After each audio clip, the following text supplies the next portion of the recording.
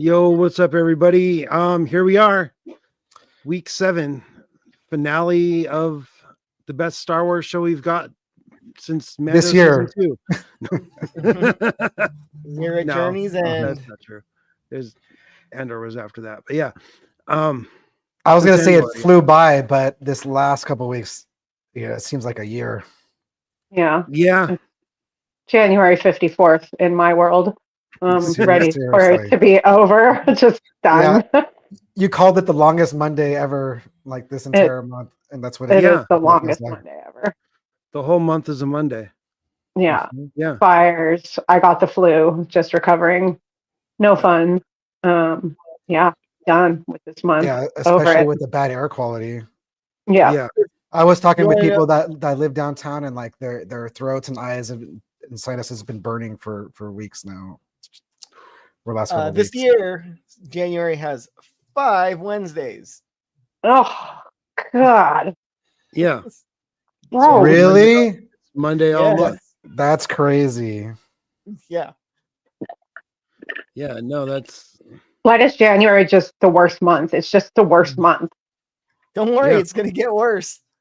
Oh yeah, it is going to get worse. Oh, bleh. Sorry, it's that flu. Mhm. yeah. Oh. Yep. Oh, we're just barely even halfway through it. I can't, you guys. Yep. What? Okay, so on a lighter note,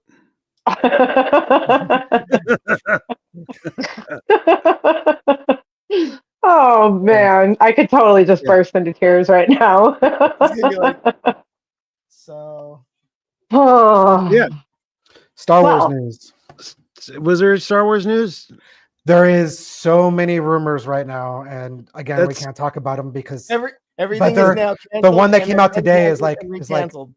yeah, Wait. no, it's more about the villain for the Mando movie. But Yeah. again, we can't talk about it because No, I didn't. it's I don't just hear. a I didn't rumor. hear this new rumor. yeah, So it's a pretty strong one. This is like a 90% rumor apparently. is it going to be Jod? No, it's a Clone Wars. It's a Clone Wars bounty hunter. The one with the hat and a dog. And a dog. So the Mando movie is turning out to be more of like a Western, kind of be like a Oh. Western, which makes sense with all tracks. Okay, are you talking about Cad Bane and his little droid? No, I'm looking for the name right now, and I repeated it over and over again, like all day, and I can't recall the name of the guy. You can see the picture of him though. This guy. Well, the picture's too small. Hold on. This guy. Can you even see it? Oh, No, it's it's being censored. That guy from Clone Wars. Let me see that. He's got a trash can lid for a hat. Yeah, a hat. he uses it as a shield. Mhm. Damn it! Why doesn't it have his name though? It's comicbook.com. But Is it- again, these are is it Glub grain of Shido? salt. Grain of salt. Embo, his name. Embo is a male Kyozo from the planet Fatron. Okay, who gained notoriety during the Clone Wars for his exceptional combat abilities and approach to bounty hunting. Because there's a lot. I mean, we know that Thrawn is going to be in the film, but like this is also going to be like a side villain apparently or something like that. Who knows? That's a real cool Shido of a name, though. Also, I think Ahsoka season 2 is going to have. This is not really a surprise, but it's going to have Hayden Christensen reprise his role. That's like he was in the first. He was already in the first season, so being in the second season is like no big deal there. So Right. yeah. And I people are also speculating they might get Ewan McGregor in there too. Oh yeah, I would hope so. I think that was the bigger. but- That was the bigger thing. but That'd be great. But what the thing? Oh, what's up, Travis? Hi, Travis.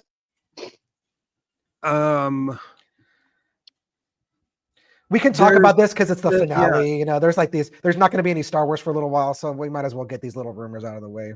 Yeah, These are all rumors, folks. And by a little while, you mean ever, at least till till April. The continuing story is also not catching an audience, and it's infuriating me. I know. I hope and that some of it's like people being late to the party to like watch it all as like one, like, you know, as one thing, which I hear people are doing. Like they waited till like the last week to start watching it. That's what Baffy does with all of his shows. He won't watch them week to week. He waits until the whole thing's out. And this show, I don't know. Again, I'm still a noob to the universe, but this show was great, and it totally bums me out that people aren't watching it because I really liked it. I thought it was fantastic. If people don't watch it, you're going to end up with nothing but smaller universe. Right. You need to watch the things that don't have like a Jedi or a character from the previous sequels, prequels, and sequels. Well, that's what people liked about the show, is that it's a small story. Yeah. Universe. It's got elements of that universe, but it doesn't have you don't have don't have to watch like 300 things before you saw this show. Yeah. I hope they learn from this series, because like this is the direction they should be going to try to pull Star Wars out of the nosedive right now. Tell stories like this that people can relate to. Like the Acolyte was kind of highfalutin and it lost a lot of people, and it's unfortunate. It's too bad this show didn't come out first. I think that would have been a better roadmap. You know what? Give me a more Khmer focused story and problem solved. Yeah. Well, you may someday. Who knows? Yeah. But I hope they don't just give up on this series. If not a season 2, like a Jod story, you know, there's room in there, and just the relatability of this series was. They'll probably end up putting Jod's story in a comic book or a novel, not novelization. I heard comic book. Ongoing comic. That would be when he's a kid and he gets saved by a Jedi. Order 66. I was hanging out over on a guy who loves Star Wars channel in their chat, and one of the things that Mike brought up was it'd be cool to have them do like an anthology series of all of Jod's different personas. That would be kind of cool. All his aliases. That'd be great. Yeah. Some more. Travis, with Rada the Hutt and Mando movie, it'd be nice full circle moment for him to see Ahsoka again. Totally. Wonder if she'd call him Stinky. The one that's been confirmed as far as I know. Yeah, so I could see that bounty hunter though that you showed, Dan, being in cahoots with Rada the Hutt. It would be a very Filoni thing to do. So that one is. I think it's been. I just think there's not going to be a bad guy. It's going to be many bad guys. So that guy might be in it, but I don't know if he didn't seem like someone who'd be a main. The way it's turning out, it seems like everybody's going to be in this film. Like every Filoni. It's going to be the most fan servicey, cameo ridden dumpster fire. But I'll probably love it, and the haters are going to hate it because that's what they like to do. Because any fan of the Clone Wars series since the early 2000s, or was it mid 2000s?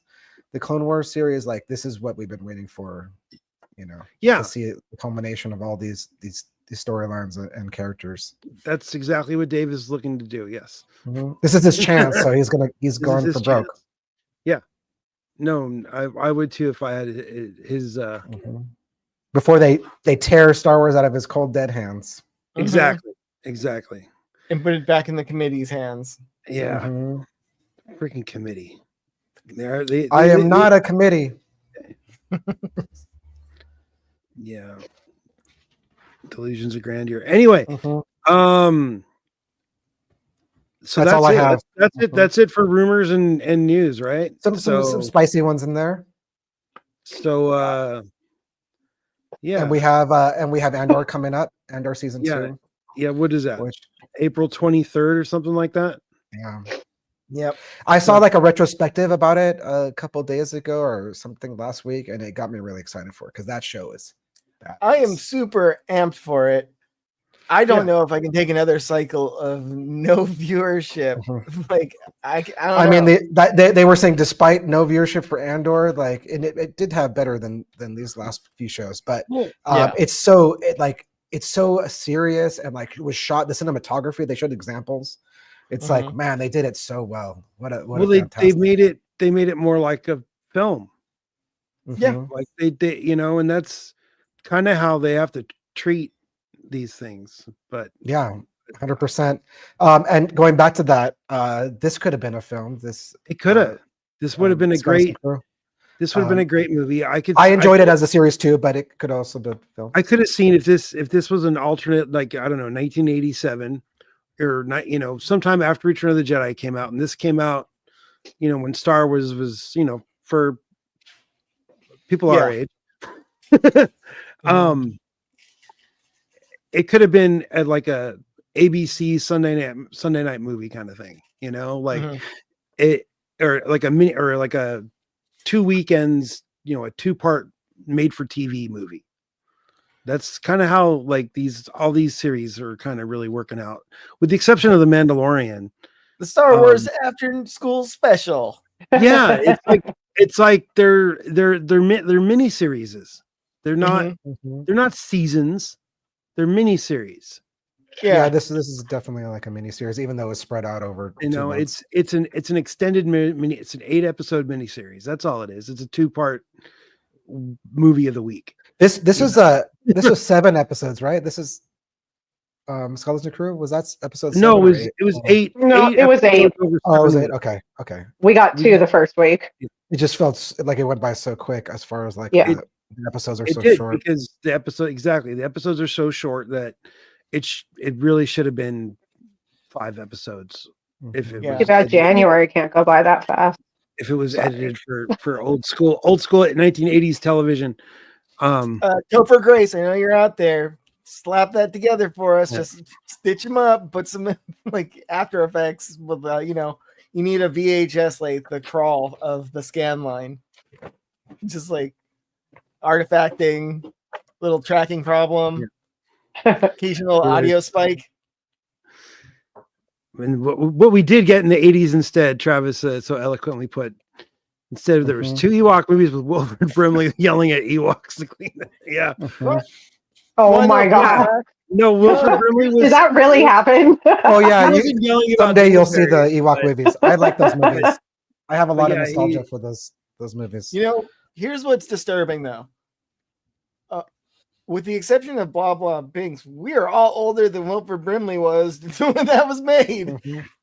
He was 50 something. He was but like he was an old guy. He was like 50. He was like 32. The joke is that in Cocoon, when he was he was. Yeah, they say he's like 40 something, or he was 45 or something in Cocoon.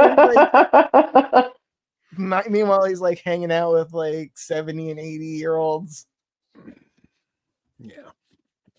But people had it rough then, okay? Yeah, right? No, they did. They really did. Well, it's like, I mean, there's one about the Golden Girls too, and I feel like Blanche is supposed to be like 51 or something, and that's not too far away from me, but I'm not going to look like that when I'm 51. Get a perm. It's the hair. I don't know if you've seen the one where they show them with like modern hair, and they all look like they're not. Look at any historical photos of like a 40-year-old in the 30s, 1930s or something, and they look like. Well, there's also that photo from like the 1930 something like World Series where there's a 9-year-old with a cigarette. So kids don't smoke. Yeah, don't smoke. Especially not if you're 9. There you go. There's a good example. Oh yeah, that's another one, Travis. I totally saw that one too. He's 36. Can you imagine? Like, dude, come on. That's why he's still alive. The bald guy with the mustache, right? Taggart? Yeah. Yes. Yeah. Wow. And he's still the old bald guy with the mustache. Wait, which one is Taggart? Taggart's Rosewood's the other cop. No, Judge Reinhold. Judge Reinhold. Sorry, It's been a long time. It's been a long time, and I never saw the new one, the new Beverly Hills. Oh yeah, we need to watch that. I haven't watched it either. I heard it was good. What? The new Beverly Hills. The new Beverly Hills Cop. There's a new one. Yeah. We know somebody who worked on it. Yeah, you know someone who worked on it. We keep meaning to watch it when he's in town, and we keep not watching it. Fair enough. I don't even think he's seen it. All right. I'm a snotty mess. BRB, guys. So yeah, I guess we should probably talk about the episode. I guess. What do you think? Well, I think the name of the episode is The Real Good Guys, directed by John Watts. So he actually stepped up to director on this one, and then written by Christopher Ford and John Watts. So they kind of wrapped up the series. You know, they're the pinch hitters or whatever. They're coming in to direct and write this last episode. How long was this episode? I forgot to look at the runtime. Was it any longer than the regular? 38:40 is what the total runtime is. Okay. Yeah. We should have got an hour. But the actual episode doesn't even start till a minute 40 in. You know, and then there's a very short recap. So 4 minutes of credits or 7 minutes of credits. It started out at a good pace. I feel like this episode, and then kind of as the time, it's like that essay, your test exam that you're trying to do, and you're like rushing near the end and like getting it to the the point near the end. So that the ending felt a little rushed for me. I wish they had a full hour for this episode. Yeah. The 48-minute whatever television hour, but still. The finale should have been the same length as the premiere episode and the episode 2 combined. I think I would have been happier if it was a little bit longer. I think they would have been able to do a little more. I loved it.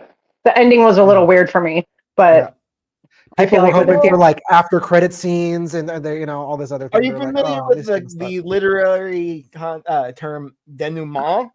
Like the idea of like after the rising action, the climax, and the falling action, there's a bit at the very end where you live in the new now, and this did not have any. No. Tune in for season 2. Definitely what was missing, and if they're credits. Yeah, give me a credit scene. I want to see what's his name in his bubble bath or something. Even if they weren't going to do a season 2, let me use my imagination. Like, give me something to work with for the. Why were they showing? It's the second time they showed a little elephant boy in a bubble bath. They're obsessed with that shot. They're like, we're doing it twice. We're doing it twice. We already have it once. We're doing it again. It really sets up the stakes. If we show them like at least he's not human, and it's not with the pirate frigate coming. Maybe it is. Hey. I mean, if you're into that sort of thing, elephants are very clean, though. They definitely do lots of dirt bathing and like elephant at Disneyland that's been taking a shower for how long is that? Yeah, yes, quite a while now. Like Travis says, there was no epilogue after the so we don't get to see what the world is like after that, but maybe we'll get it in some other. That's the only thing that bothered me. Did they run out of money? I don't know what happened. I mean, for 5 more minutes. Come on. The search for more money. Yeah.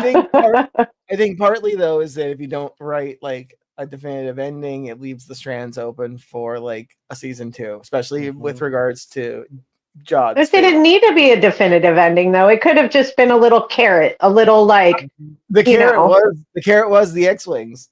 The carrot was a blockade runner. We'll get to the ending when we get to the ending. Yeah. Sorry. We'll more into that. No, it's all good. But it did that was it. We talked about the whole episode. Bye. Tune in 4 months. But yeah. So we get it opens with the lightsaber sound. Let me help you out there. Yeah, it picks up immediately where we left off from the previous episode, with Jod igniting the lightsaber, which I thought he was just going to start whacking people to death, but right. No, it's worse than that. immediately starts feeding them some bullshit. Yeah, he was the threat he made though. But like the threat he made was, if the kids told on him, then he would cut everybody up into little pieces. So he pulls it out and he discovers that they haven't whips it out. Anything. He just whips it all out in front of everybody. If any of them knew what a Jedi was really like, they would have seen through his at that moment when. But still, he's like, "Look, I'm a Jedi. Look what I can do. I can make it flow. I got a lightsaber. It must be a Jedi." And they're like, "Oh, he's a serious Jedi. He must be a Jedi. He means business. He's showing us his lightsaber." Yeah, because a Jedi would never just open their lightsaber. No, the rule is that don't ignite your lightsaber unless you're ready to use it. Like a samurai. Pretty much. Jedi's are space samurai. The intent must be to defend yourself. Right? So yeah. Nothing suspicious here. This is what we get. We get a guy who's dressed like Lando without doing laundry for several months. He hasn't showered in weeks. I was gonna say he's probably pretty ripe. They didn't actually get into a bath when he was at that resort. He went through the baths, but never actually touched one. He needs a pirate. He got steamy and dirty. Okay. So he's extra rank. He was also locked in a jail cell, a pirate jail cell before that. So this guy does not smell great. No.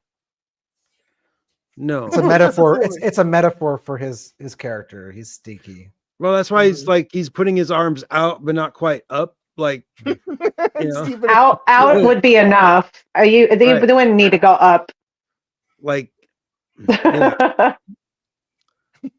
they did a good job on showing the kids. Travis, he said looking like Phil Collins in a Lando shirt. Sting. Yes. Sting. Yeah. Sting. He is like a cross between Phil Collins and Sting, though. Actually, I see it every time now. I just laugh to myself. Yeah.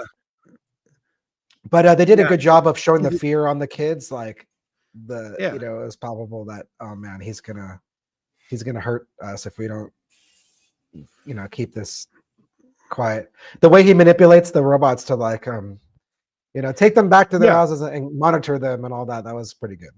Yeah, report whatever to him. So and then he takes. Is that really necessary? But they were very naughty. Yeah. And here I am still hoping he's going to redeem himself because I'm just a sucker like that, Yeah, I mean we'll get there. There was a hint. There's a little bit of like goodness still in him, maybe, but he's at this point he's just a maybe he thought about it, maybe, but we'll get there. Like he was saying, the pinpricks of we'll talk about it. Yeah. So pinpricks of light. Yeah. So like you said, he's gets the families separated basically. Everybody goes home with the droid escort, except for Fern and her mom have to go with Jod to go meet with the supervisor. Mm-hmm. And Fern says something. Because Fern she tries to like out him. Yeah. Yeah, it's the whole keep your enemies closer deal. It's like, okay, you're coming with me. Totally. And your mom. Because it's a hostage situation now. Yeah. Exactly. He seems really fine with taking hostages. Yeah, he does seem semi-reluctant to kill anybody, but it's a classic. Hostages maybe that's the redemption. So yeah. So everybody separates, and that's basically the cold open. And then when we come back from the title screen, we have a home cooked meal. Yeah, cooking some dinner. Because that looks nothing like a Vector oven, the old new wave oven with a frozen dinner inside of it. I thought of Back to the Future though, like the free food rehydrator. Oh yeah. Mr. Hydrate. That's the other machine. in the background, that little other little dome, that's the rehydrator. Yeah, that's the pizza There's- dome. It But looks this like is the- One's for this is the air heating, fryer. one's for adding moisture. Yeah. it's a Pyrex oven. It's like a 70s Pyrex oven or something. Yeah. It's a convection oven. Yeah, an air fryer. Yeah. I'm saying it. Come after me, air fryer lobby. You're just a convection oven. But an air fryer cooking a microwave meal. So Mhm. I mean, I guess is that a HelloFresh thing? Do they sell little trays like that? No. Well, I guess. Or one of those in America, companies though. that are like that. Yeah. Those did exist. Combination convection oven microwaves. Yeah. So we get I think they still exist. They do. I don't think they're as bad because they're not like at the same time. They're two separate devices built in one housing. So right. It's not the worst of both worlds. It's just an average one of each. So we get Wim trying to convince his dad. Well, not convince, but I'm trying to. They're basically having a conversation, right? And Wim's he keeps staring at the droid. He's like, yeah. Is he listening to me? Is he listening to me? Yeah, the droid is just, back and forth. Whoever's speaking is being watched. Wim's trying to make hints that Jod is not who everybody thinks he is without saying anything too blatant. Yeah. That's what the supervisor's for. Yeah, and that's exactly. It's his dad's been pacified for so long. It's not going to work. Yes, but he has no problem telling him he's in trouble. He just got the kid home for how many days were they gone? It seemed like at least a week, right? At least a week. Had to be at least a week. And you can tell that Wim 3 days at the bare minimum. Wim is a changed person. Totally. Yeah, like his experience out in the galaxy has changed him fundamentally. And his dad's just not getting it. I'm going to get you back in that test, and everything's going to be back to normal. Yeah, we'll go right back to the status definitely quo. Right. His dad's very into just taking your test and finding your place and doing your thing, and that's it. But that is not actually true. And eventually we find out that he's willing. He'll take that little bit of step into the adventure, but it's hard breaking out of the mold that he's in. Yeah, totally. Like you said, it's a comfort zone. They have a comfortable life. Why ruin it in any way? Right. How many generations of people have grown up on that planet? Well, it's not as many as I thought, but it's definitely a lot. At least a couple. Well, it's maybe his dad's dad. Okay, but you're also talking about it survived the entire Imperial era without contact. Right. So it's probably went offline sometime before that. Order 66 was the last message, but we'll get there. Right. Oh, that's right. That's right. But that's the last one that they received. Yes. Right. Mm-hmm. Right. Mm-hmm. That's when the contact is broken. That's when the contact is. Yeah, there might not have been an emissary even years before that, or decades before that. We don't know. Right, and they could have been how long were these mints active? That the lightsaber that Jod has is a High Republic lightsaber, not. Yeah, but he got that from the pirate layer. But he got that from the other hidden planet. So they've been in exist. No, they got it from the Paradise planet, the spa planet. Yeah, but that was one of the other hidden. Oh no, it was a pirate cove. Right. It was a pirate. It used to be a pirate base before that. You're right, but he had bulldozed and converted over. But I'm sure some nerds have did screenshots of that. Yeah, they haven't. No one's identified whose lightsaber it is yet. There'll probably be a comic book about that, how that lightsaber got there. That'd be cool, right?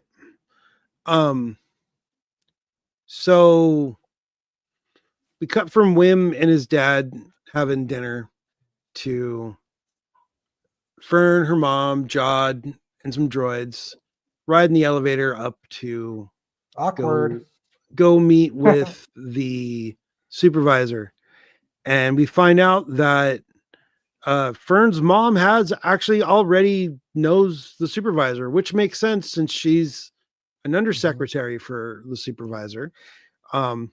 This scene was written good because it's the classic like mom getting you ready to meet somebody important. Like, don't slouch, Right, yeah. and this is a very important opportunity for you, and like she's gonna meet the president. You're so young to get to meet.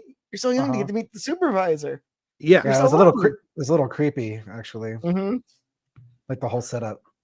I kind of forget if that discussion where you weren't supposed to find out about any of this until you were older kind of comment, like like when it turns out that it's like a big secret to us because we were basically from the perspective of the kids who don't know the secrets of the adults, and it seems like all the parents know. Yeah. It kind of reminds me, not to name names, but it kind of reminds me of some religions where you don't get to see, you like to keep people under that control in the religion. You mean like a religion that puts things behind a paywall? Maybe, but you get like to a certain level, then you get to like know the super secrets of the religion. That keeps you, brings you tighter into it. Yeah. It's a way. It's a form of manipulation, like control. Not that we know of any. Religion. There's pseudo religions like that. No. That sounds like something you're talking about. That sounds like something a science fiction writer would come up with. But so we get Fern and Jod and her mom going to see the supervisor. I like the touch of having the dust on everything. That was good. But Jod's like tripping out on her. He's like, wait. He's like, they're kind of having a little bit of a standoff almost. Like she's like, he knows she wants to, he knows that he's kind of in trouble with her. Just she's not going to. He's like, don't do it. Quiet. It's like, if you care about your mom, don't say anything. Yeah. She's going to figure out some way to gum up the works. Right. Yeah. So, but before they get to the office, they cut back to Wim, and he's on his little walkie-talkie deal. Calling Neil. Classic 80s and also Stranger Things scene. Fully Stranger Things. And the droid kind of walks in on Wim, and we get kind of a little homage to a reversal of Spaceballs. Yep. Where to hide what he's doing, he starts playing with his toys. Oh, Princess Fern. Yeah. So to hide the fact that he was talking on the walkie. No, sir, I didn't see you playing with your toys. Your dolls. Rick Moranis like holding his. Good old Spaceballs. No, sir. I didn't see you playing with your dolls, sir. Knock next time. Yes. So good. Pretty good on Wim's part, though. I mean, it took him a second, but droids are obviously not very smart because he did not pick up on the. I mean, they've had to learn. That's what he's learned, though, is improvisation. Yeah. He's not the planner of the group. He's the improviser. Totally. Wild card, bitches. Yeah. So we get this really long shot of an elevator going up the giant tower. Yeah, but it apparently takes like 2 seconds. And that's a painting. I think it's one of my pet peeves is that it was inconsistent how long that elevator takes, though. Yeah. Well, that's the magic of editing. Yeah. Because there's like this scene where it takes forever, and then later I'm sorry. That reminds me, just to interject here, that monster in the trash heap on the spa planet was stop motion. Oh yeah. Oh. That was like if you see the behind the scenes of that, it's insane. They just stop motion. That's what made it look so creepy because it looked something was janky about it, but in a very dark way. And it's because it was done in the classic stop motion because style. stop motion is dark magic. Yeah. I mean, if you remember, like just all those movies before CGI, Yeah. It had that look to it, and it really Well, added to the creepiness of the monster. The most fun creepy thing I think it was, oh God, what movie was it? It was I think it was Hercules or something, and the skeletons. There was like stop motion. Jason and the Argonauts. Jason the Argonauts. That's it. Yeah. That was that was pure stop motion creep. Yeah, back then it would have freaked people out. I was thinking Clash of the Titans also. But they did, but yeah, I was gonna say though, they did a stop motion creature in Book of Boba Fett. That sand beast. That was stop motion too. That guy, yeah. When done right, it looks Phil amazing. Tippett Studios. Yeah. Very impressive, and I think that Phil Tippett Studios is. The Phil's the master, and everybody that's, his people. It's great that there's people that still know how to do it. Like the Rancor, that was also stop motion. That was actually they use of a high frame rate and stop motion to give it that look. But I'm sure they did a mixture of that. It's just there's something about it. They could have done it in CGI and they didn't. They went this way. Yeah, you got to keep the dark arts alive, like you were saying. Like some of these things, if they don't keep that muscle like flexing, it'll atrophy, and part of that is stop motion animation. So when Lobo, when you said that looks like a painting, the tower, that's what triggered my mind. It's like matte paintings. They can still they do digital matte paintings. It's a matte painting nonetheless. Yeah, no, I knew a couple guys that did that back when I worked in the video game industry. Digital matte paintings. But yeah, so back to what you were talking about, we get in the office and it's all shut down and dusty.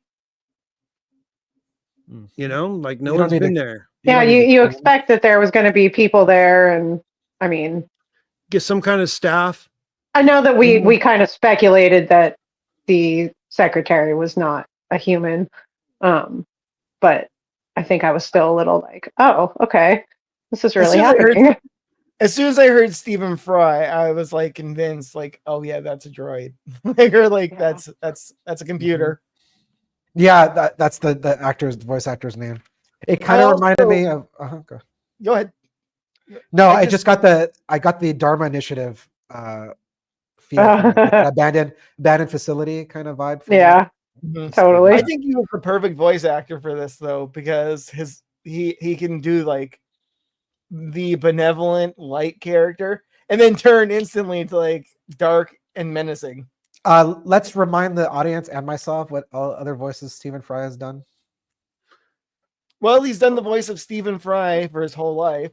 Okay. Yeah, Stephen Fry. I mean, it's a very recognizable, but what other stuff that we know him from? Because I know he's done so much. Okay. He was the broadcaster, basically like, I think he's like basically Fox News of that universe, but he's, hiding it. He's also known for Blackadder, the Rowan Atkinson show. He's also the longtime comedy partner of Hugh Laurie. Oh, yep. Really? Yeah. Yep. I did not know that. You've never seen a bit of Fry and Laurie. Okay. I have not. Oh, it's great. Sunday. It is. Chariots of Fire, A Fish Called Wanda. I'm just looking down at his he's been around forever. It's like yeah. He's got quite a filmography. He's a Cheshire Cat in Alice in Wonderland in 2010. Which one? The Johnny Depp one? Yep. He was in Sherlock Holmes. That must have been with Robert Downey Jr. Hobbit: Desolation of Smaug. Is he Smaug? No, Benedict Cumberbatch is.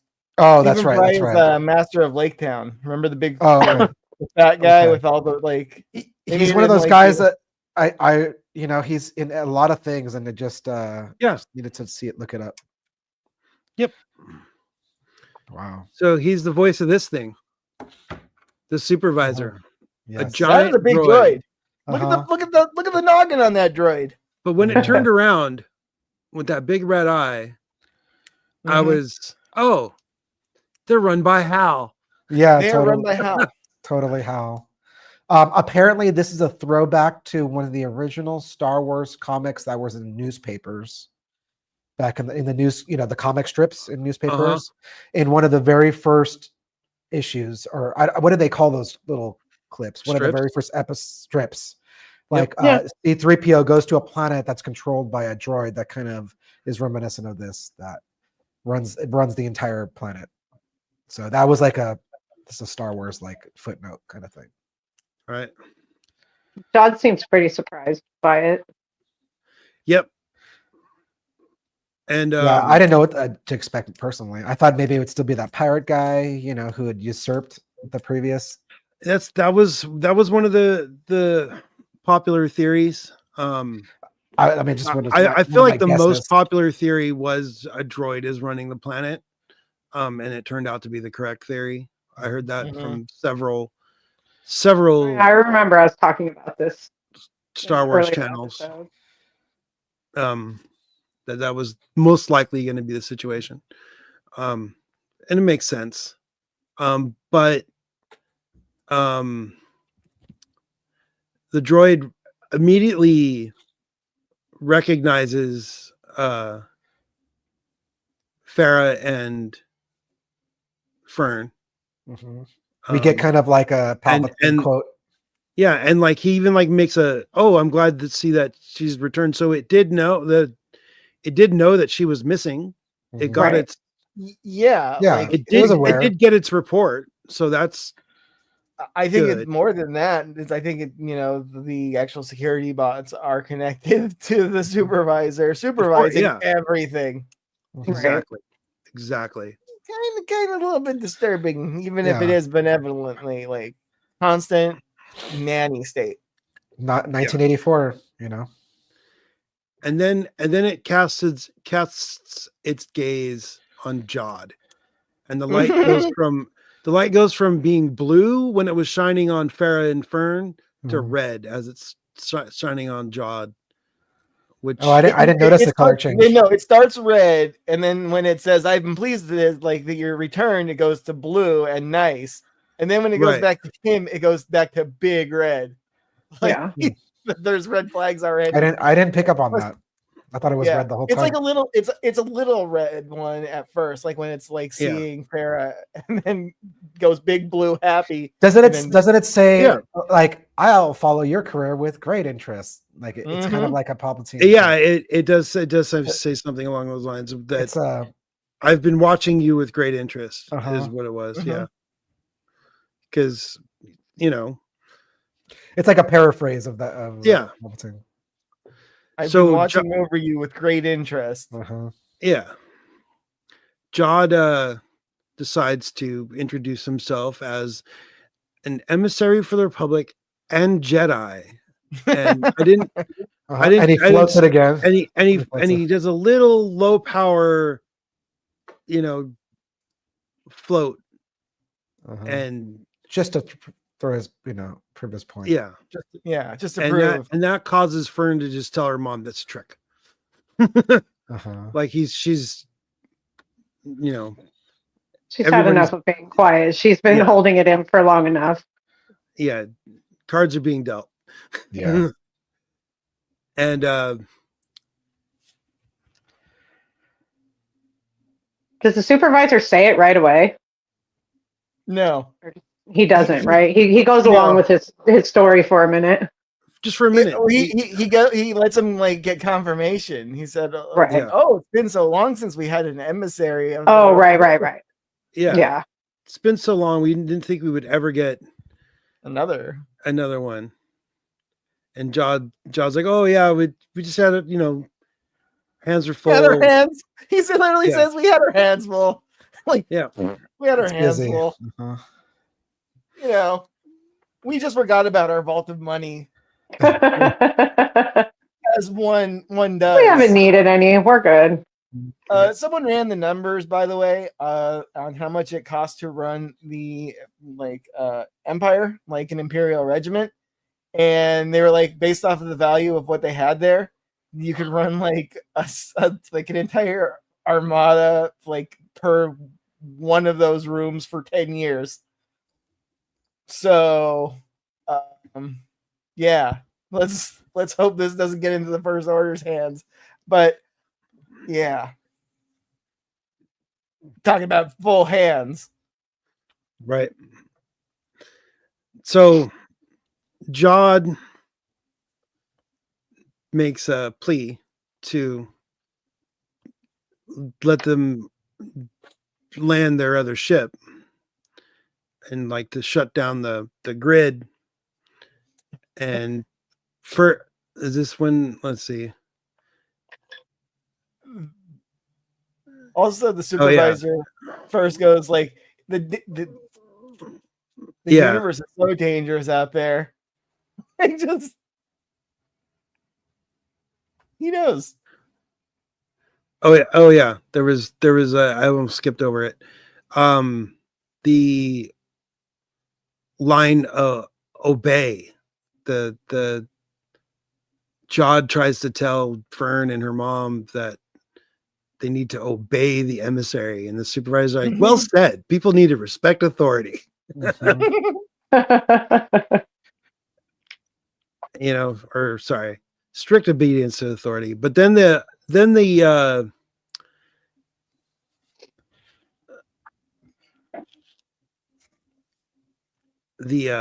droid, the supervisor, says you got to clear up something. He's like, the last transmission we got stated all Jedi were traitors. So what are you lying about? Are you an emissary or are you a Jedi? And yeah, he calls for the droids to seize the imposter, and Jod pulls pirate mode, stab the thing in its face. So hey, he also deflected some stun bolts first, which he did.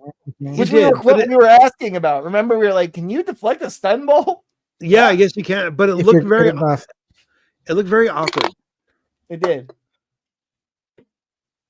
Well, maybe he has experience, being hit by those, so he's kind of resilient, right? But my whole thing is like, it's him being able to stab the eye and kill the supervisor is a very Star Wars kind of thing, because most likely that would just be a camera. Right. Yeah, why would you put the core right behind it? It's not. And that thing is, it's portal. It's so big.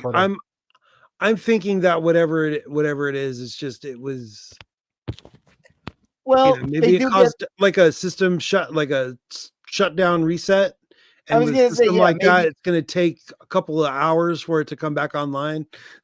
Kind of like that could also just be the sensory functions too. It could literally just be the camera and speaker unit, and the actual brain behind it still like, God damn it! I don't know. All the arms go down. All the power. It got messed up. It got messed up, man. Yeah, I gotta say the power going down kind of triggered me a little bit, like the power loss, because I didn't have power for like 3 days last week.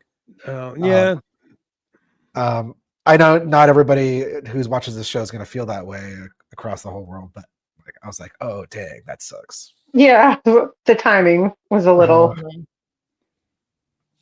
It's like, that's not good. No, it's never good when the power for your whole city goes down. Right.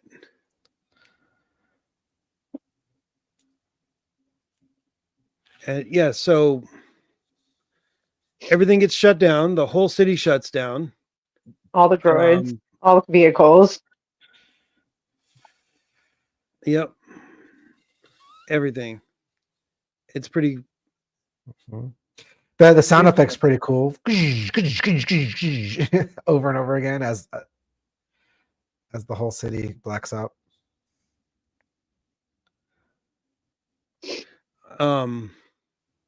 So of course, Wim even though this is in the middle of the night, Wim notices the power go out. Because he was playing with his dollies. Playing with his dollies. And he notices Doesn't he? the droids shut down too. I think he's just pouting in bed. Like he's not quite asleep yet. He's just he's just laying in bed trying to figure out what he's gonna do. Yeah. Because he knows things ain't right and things are not gonna get any better. And he definitely doesn't want to leave Fern, right? We already Right. Yeah, and he knows Fern's in danger because she's with Jod and her mom's in danger because same reason. It's a very, very Wim and Fern centric episode. It is. And that's fine because they had limited time, so they had to really focus on those two. So Jod figures out how to shut down the barrier and raises a control lever that will shut down the shield, the barrier. And Fern's mom pleads with him, no, you can't. It'll destroy it. And she's like, I'll show you how to do it manually, but not until he's already threatening Fern with a lightsaber again. So I have lots of threats. Honestly, like 3 or 4 times during this episode, I half expected Jod to give her a little scar for as a lesson. It's like just a little singe, little. You know, in Star Wars medicine, they can treat those, but like it kind of or singe the hair or something like that. It was like that close the whole time because he was being very menacing and threatening with that lightsaber. But it's a kid's show. I had to remind myself this is a kid's show. Like they don't want to like freak people out. Right. They don't want to encourage people to like burn each other with cigarettes or something. Do we have a question for Valerie? Yeah, we have a comment. Okay. About the Onyx Cinder. That's a great question. I asked it I think last week or the week with they revealed it. Like I was saying, like, to the people who bought the Legos, is there like an entire secret second ship underneath it? Yeah, no, they're so over on Star Wars Explained, Alex and Molly are actually building the Onyx Cinder on their Lego streams. But it looks like it's just the Onyx Cinder. As far as the ship that's inside it, I'm sure they'll sell some small collectible size one, but nothing action figure size. Maybe a model kit, but I don't know. I'm kind of surprised they didn't have like a secret instructions. Like now you have these extra pieces. Now you know what they were for. Right. That would have been really smart. We know how Disney loves to monetize everything. I'm still a little surprised that I haven't really seen That's too why much. They make more money if you have a completely separate toy. Yeah. Yeah. You buy it twice. Exactly. Because they know people will. I've done some Legos that have like esoteric things where it'll have like a weird thing, like a particular piece on the inside. Like it'll have like the round one on the inside of a thing that you can never see. And then you're wondering like, why does it have that there? And it's probably more to do with like what it's sticking underneath it as far as like creating a 1x1 gap without using the square. And like, if I'm saying, my point is that like, maybe there is the black pieces on the inside. I don't know about the instructions on that one. I don't know. That would be cool. I would like to get an Onyx Cinder. The Onyx, this version. The Onyx Cinder. Right. Or maybe they're gonna call it the Atten ship or something. You know, it'll have a different name. The Mint ship. The Mint ship or something. Yeah. Mint ship. Either that or the kids get to rename it at some point. I mean, so yeah, they should get to rename it. They did after all. They can fight over it. It's in Russia. Renaming ships is bad luck. Yeah, but is it still the same ship? I mean, the insides are. I mean, yeah everywhere you were before is probably exactly the same. I guess all the armor is not what makes the ship. But yeah. But yeah. So we get Jod, Colin Gunter, Gunter. Gunter. That they've cleared the frigate to land, and when it first dove in, I half expected it to get hit by lightning before that the satellites turned green. Right? it dove in before they turned off, and I was like, oh, they're gonna take some heat on the way down, but no. Yeah, because we get one shot where they're still red and kicking off some lightning. Yeah, I was like, oh, maybe a little too early. I don't know what's going on. Well, like, I was just thinking, did Fern's mom really shut it down for him? Or yeah, I thought that might be a double cross, exactly. Or is she gonna double cross him? That because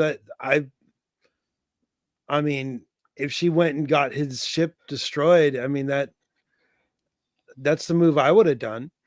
Strand him on the planet. Take out all those pirates. Okay, I've shut off our defenses and act all sad. Yeah, I should have mope, walk away, and then you win. Grab Fern and run. Uh-huh. Right? Because if without his frigate, the station's over. It was without his frigate and the place is powered down, his ship's not taking off, but that's Do you see Travis's comment? That would have been the perfect. That would have been the perfect spot to put that in there. If they were going to do it, that would have been the spot to do it. He probably had it written to his contract. I will never say these 4 words together. Absolutely. I would gather that is probably the case. And then cut the credits. They should have just had at the end of the credits just that denied you man. Just disembodied. Just he would sue Disney. He would sue Disney for sure. Was Family Matters a ABC show? Yeah. Yes. Yeah. All right. Yes, they totally could have done it. So the ship's coming into land. Wim's dad is just still being a putz, like, oh, there's a power outage. Uh-huh. The whole block's out. Yeah, like he's being a real dad there. It's bad. He is square beyond square. Yeah, and then Wim jumps down the stairs. Jim jumps down the stairs, knocks over the security droid. He's like, everything's shut down. And then we get the bubble Onyx bath. Cinder. The bubble bath. coming through the sky. No, that's not the Onyx Cinder. That's not the Onyx Cinder. The pirate ship. Does it have a name? It should have a name. No, maybe it's literally just a pirate frigate. Okay. Yeah, but it probably has a name that we just don't know. It's gotta. It'll be in the behind the scenes wiki or something. It's the Urkel 3. Yeah. I have questions. I mean, that's pretty good shot. I know it's sci-fi. Uh-huh. And like fantasy. Okay, so how is it flying in a planetary gravity well? A wizard did it. Okay, is the wizard also counteracting like all downforce necessary to keep it aloft, or do we just like have bubbles of like anti-gravity? Like, this is not their first invasion, planetary invasion. Yeah, no, definitely. They raid planets, so they have a ship that can do that. I guess they do this all the time. Yeah. Oh, I want that. I want one of those. Look at those beady little eyes. Little frog dog. Yeah, I want a frog dog. That's what its actual name is. Frog dog. Really? Yeah. Oh my goodness. I hope that survived the crash. Koa would be scared of that thing. That thing would better. I mean, you pick Mabel it up. Mabel will want it too. Yeah. It's all slimy and oozy. How cute is that? I mean, its owner is like an Ithorian or something, right? It's cold-blooded. Probably. Smells like fish. Ew. Mabel would definitely love it. Ko would totally be grossed out by it. Look at those teeth. Look at the teeth on that guy. Yeah, it's got the teeth of those fish, the lure fish, and the super Oh, deep yeah. ocean. The Awesome. angler fish. It looks. Well, hold on. I'm gonna bring it back one more time. His head shape though is kind of like an Ishi Tib. But I don't yeah, know what that is. it's a Star Wars alien. I figured. And now we get the shot everybody was waiting for. He in the tub calling his mom. I like Just Travis's constantly- comment though. He said we were just missing a lone fart bubble. one big. Yeah, I mean, to be fair, he was dirty when he got back from this Yeah. adventure, so he was in a Yeah. trash planet. Money was eating weird stuff, so the lone fart bubble would not have been Uh-huh. too far off. The lone fart bubble should have happened, and then oh wait, no. The power is out, so there could be no, alert. I mean, I guess smoke detectors run off batteries. I don't know. So Neil sees the pirate ship coming in out of his skylight over the bathtub. I mean, I don't know. I don't know how I would feel having a skylight over my bathtub. Like, I mean, I think a lot of bathrooms probably have skylights. I mean, who's going to be over your? but like they're usually like a frosted glass or that plastic stuff, not an open clear glass window. I mean, if I was super rich, I'd have like a spa, sauna, hot tub with a skylight. That'd be great. Okay. Yeah. Yeah, I mean, I guess there's not usually people over your house or on your roof looking in, but Yeah. still, it just doesn't seem. Yeah, They're shielded planet. They don't care. that's true. Grayified X is asking if there's a definitive answer as to how long the kids were gone for, and I don't think we did get. No. nothing. We were guessing a there. week. Yeah. Little over a week.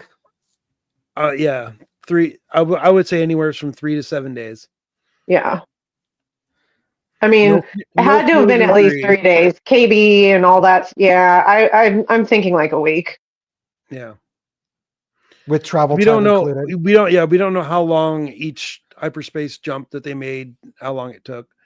Right. So yeah, it's no less than 3 days, no longer than a week. That's my guesstimate. I don't know, because like we didn't even get.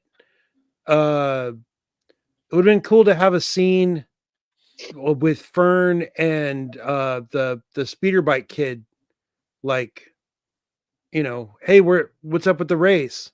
Or even after this, like That's yeah. where I thought it was like, oh, here we go. Like they showed the kid it's again. like, hey, you ready to race? And, no, That man, some old guy took my bike. That ties more into like this. The ending of this episode just seemed rushed. Like they could. It did. They There could have was had no. more resolution there, but Yeah. I just like the next part when everything starts getting like shot. I thought of like The Jerk, where like Steve Martin's like getting shot at and they're blowing up like the cans behind him. It's like someone hates these cans and like someone hates these cars and trains. Or this bus. Yeah, why do Someone they hates hate that bus. Why do they Look at hate that these poor buses Rex and droid. cars? There's a Rex droid on there. I Not know. anymore. Poor Not guy. anymore, there's not. Well, I know. There was a Rex droid in there. There was a see functional restaurant. I could see his He's silhouette. like he's driving his there. bus. He's like, oh, I can't wait to get home to my wife and kids. But Wait. through this event, we can kind of see what happened to the other planets. At least the one, Yeah. the previous jewel planet they were on. Mm-hmm. It's like apparently it's not that hard to take out the supervisor and just sow Right. chaos across the whole planet. Maybe strong central control has some weaknesses in cultural, like, yeah, It's a miracle that they lasted this long at Atten. Let's put it that way. just being security through obscurity. Right. Yeah. So we we then cut to Wim in Wendell's garage, and Wendell's trying to get the car started, and Wim's like, "No, Dad, the power's out. Nothing's gonna work." Mm-hmm. Yeah, again triggered. This man has an electric car that's hooked to a like wire The rails. in the ground. Uh-huh. A grid, And is like, oh man, I gotta start my car. Yeah, but then He should we get know better. Neil and KB show up on hover bikes. Yeah, that was great. And they're of course correct in assuming that Jod has done something to the supervisor. And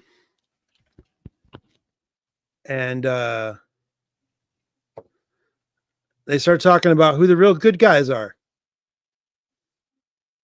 And they make the plan to get the ship, get into orbit, and call for the owl lady, Kim. Right. Kim. Uh-huh. Spelled KHYM, something like that. Yeah, KHYM.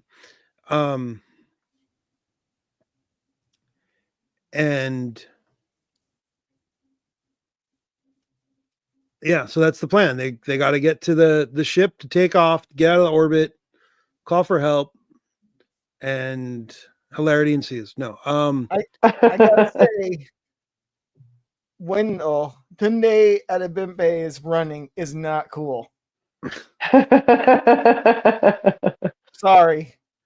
But I feel I like love his music, but that man runs weird, or maybe it was a character choice to run like that. I think it was probably a character choice. Yeah, like you were playing awkward dad. He's like, all right, I could do that. Yeah, I got it. I got this. I could do awkward, and he's been nothing but awkward the whole time. It's like, is that acting or does he suck? No. No, I think he's actually. I think he's acting. I think he's doing a good job. Absolutely. That scene where he sees the other speeder bike punk, and then like just like he just it was pretty good reaction shot. Very, very Goonies moment too, but they don't show. Yeah, they don't show a teenager riding a 9-year-old's bike with a flag and tassels. Did it have training wheels on it too? Goonies? I think it might have had training wheels on it too. I can't remember. But yeah, it's been a minute since I've watched the rest of that adventure. I know a lot more than the getting there. So the pirate cruiser starts launching little skiffs to round up the populace. I mean, it seems kind of strange. Like, I don't know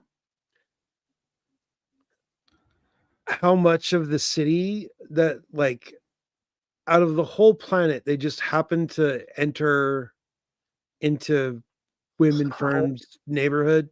Like, there's only one neighborhood. Yeah, it's like if the aliens, like if Earth got in, like visited, and they just showed up like over Las Vegas, you know. Like, yeah, seems like a problem for them.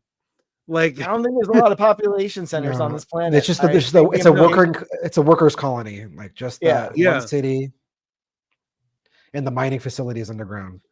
Yeah, it's like that. Or like there's like, I don't know. I think of like when they pull up to it in the ship in the previous episode where the kids, I think it's a previous episode where the kids finally see the barrier. It doesn't seem very big.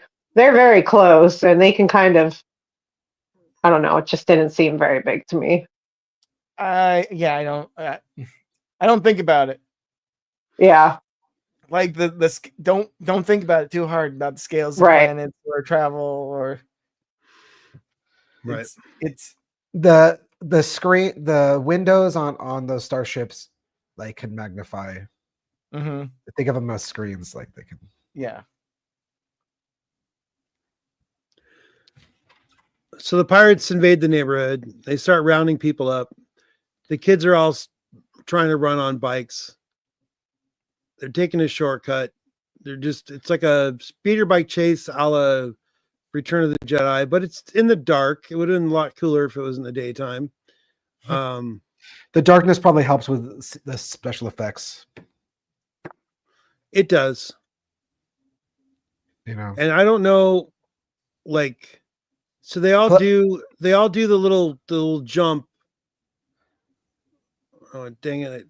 And the lasers look more colorful at night too. Yeah, that is true. Explosions and stuff. It's like an artistic choice. So we get, I don't know why they didn't put like a good moon in the background, but we get the flying bikes, like an barrier. The barrier. The barrier's in the way. But yes, I see what you're saying. They could have done that shot if there was a moon. Right. Also, it's always darkest before the dawn. You know, like that. This is a dark time for this planet. So like, there's the metaphor going on with having this attack at night. Yeah. So we finally see Wim's dad, like, he's having a good time. He's like, he's finally broken through the. His blood's pumping for the first time since Wim was conceived. Since no, they went to the baby store and picked up. Since Wim was actually born. But it was good to see that. I was happy to see him finally break out of that, like, you know, extra square, weird, controlled, square, obedient person that he was. So this episode, I think we actually got like the most vein that we've got all season 2, because he's I just remember him going, that's all I remember. Like this he's part. leading the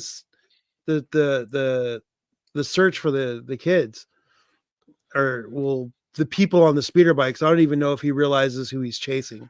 He's just kind of a dumb pirate after all. People are running, so I'm chasing. Exactly. That's part of the fun of being a pirate, right? It's also the fun of being a golden retriever. Just look at Pirates of the Caribbean. They got that one part of the ride where there's just people perpetually chasing each other for years now. Chasing who at this point? Well, sometimes it's broken, but yeah. But Fern gets this. Not Fern. KB gets the idea to, hey, we need cover. Let's cut through a building. The ship can't chase us through a building. So that was kind of cool. Yeah, KB really holds her own in this episode. She does. Yeah. And this ship outside is just gonna let it play just for she probably got a new micro fuse when she was home, so she's feeling good. Right. She got maintenance. She had a maintenance cycle. And then we get Wim's bike gets hit. I mean, Neil's bike gets hit, and he's airborne. He's flying. He's flying away. A little shrapnel on the back of his legs and burns on his feet. Right. I'm not gonna lie. When I see an elephant fly, it did fly through my brain during that scene. Well, I mean, it's very Disney to have a flying elephant. The subtitle is screaming. Yeah. The next one is Neil screams. Right. And then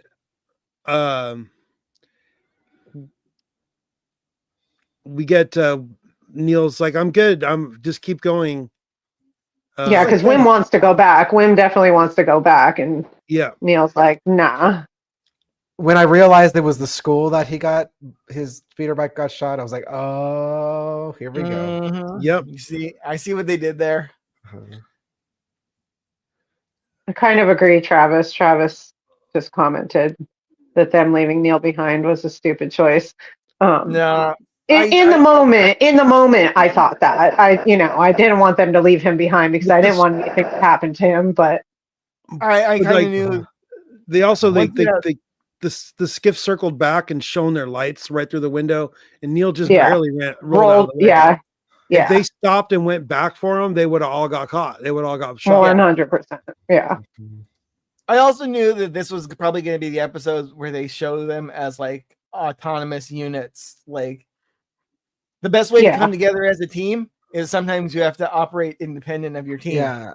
And that was basically I knew that, like, okay, this is going to eventually either have to, like, they're either going to pull together as a group or individually use their skills, like, to save the day.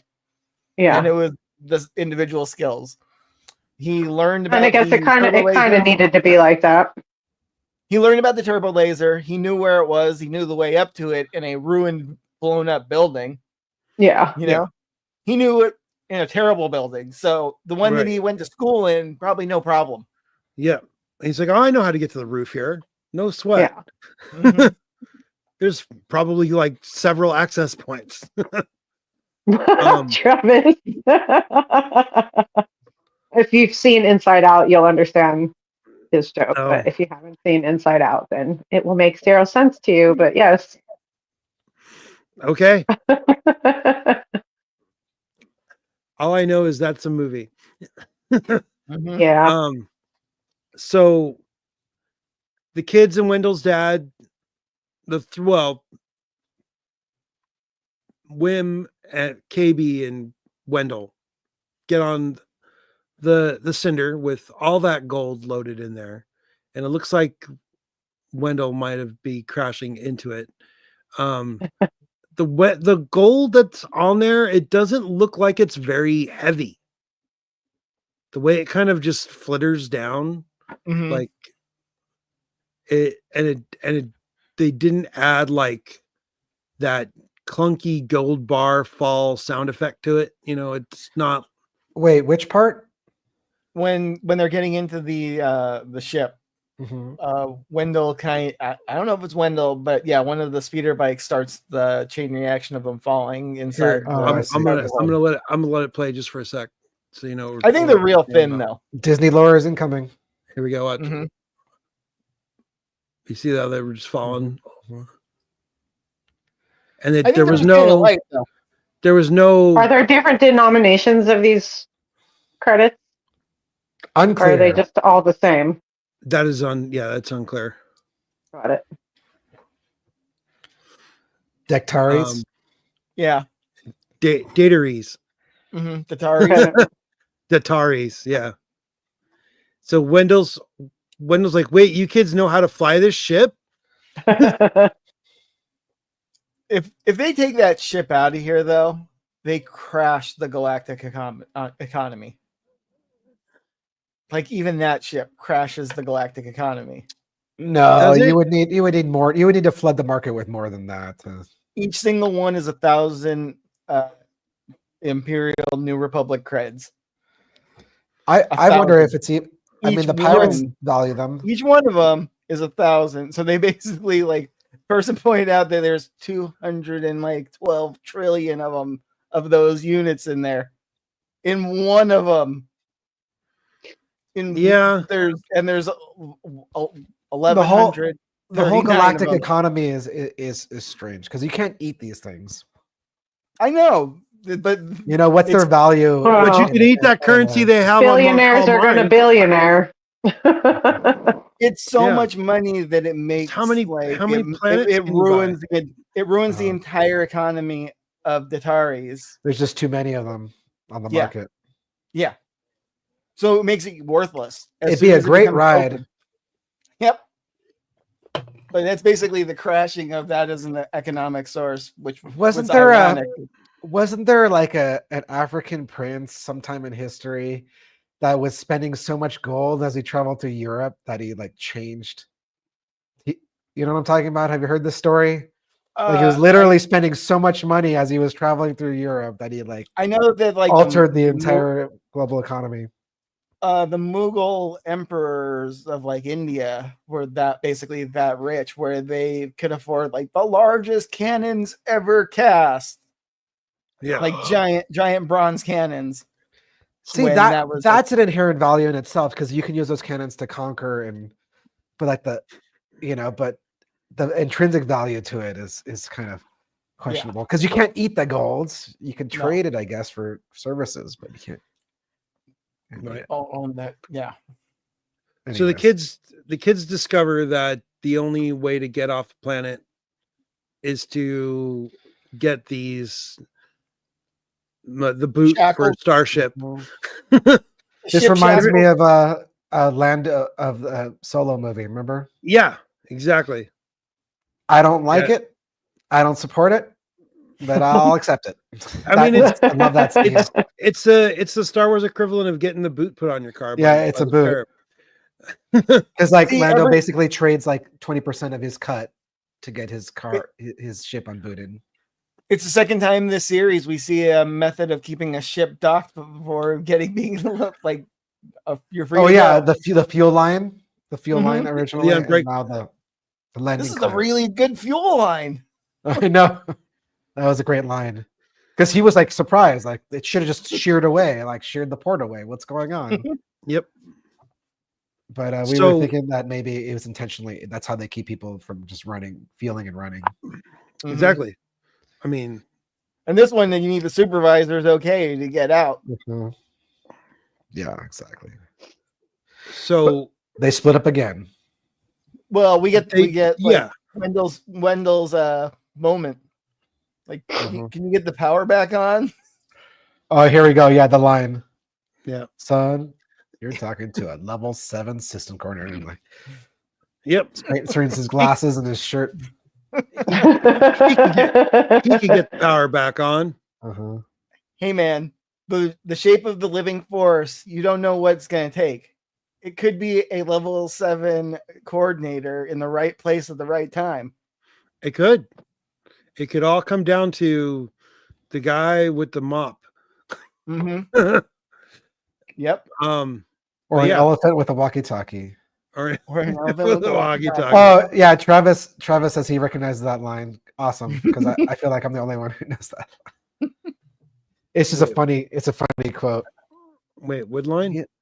When Lando agrees to give another like 20% of his cut to get the Falcon unbooted. Right. Remember Woody Harrelson? He's like, yeah, well, sure, we can take it off for you for another 25%. And Lando's like, yeah, I don't like it. I don't support it, but I accept it. So Neil, classic Star Wars line. I found a turbo laser. I feel like he's Ralph Wiggum right here. I'm in danger.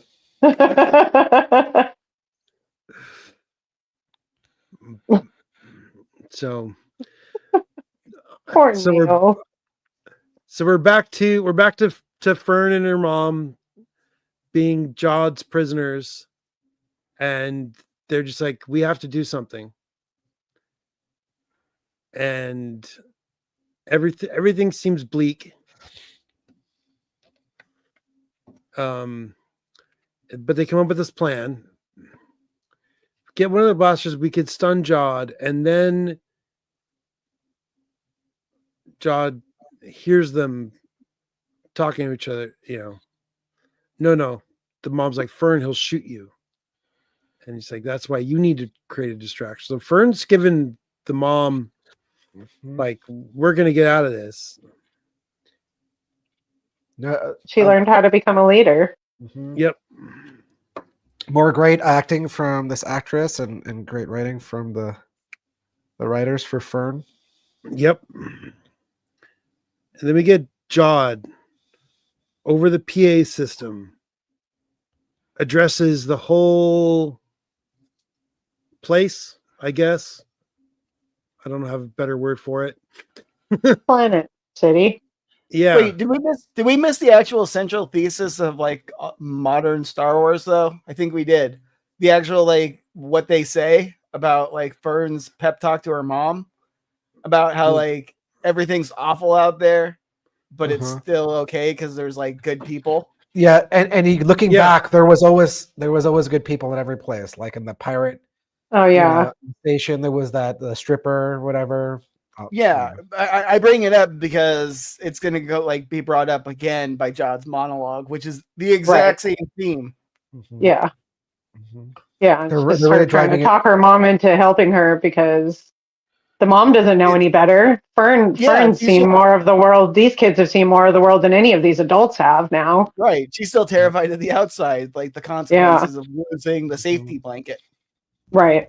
And Fern's like telling her, like, not everybody's bad. There was good in every place that I went to. Sometimes you got to take the Band-Aid off. You just got to pull the bandage off.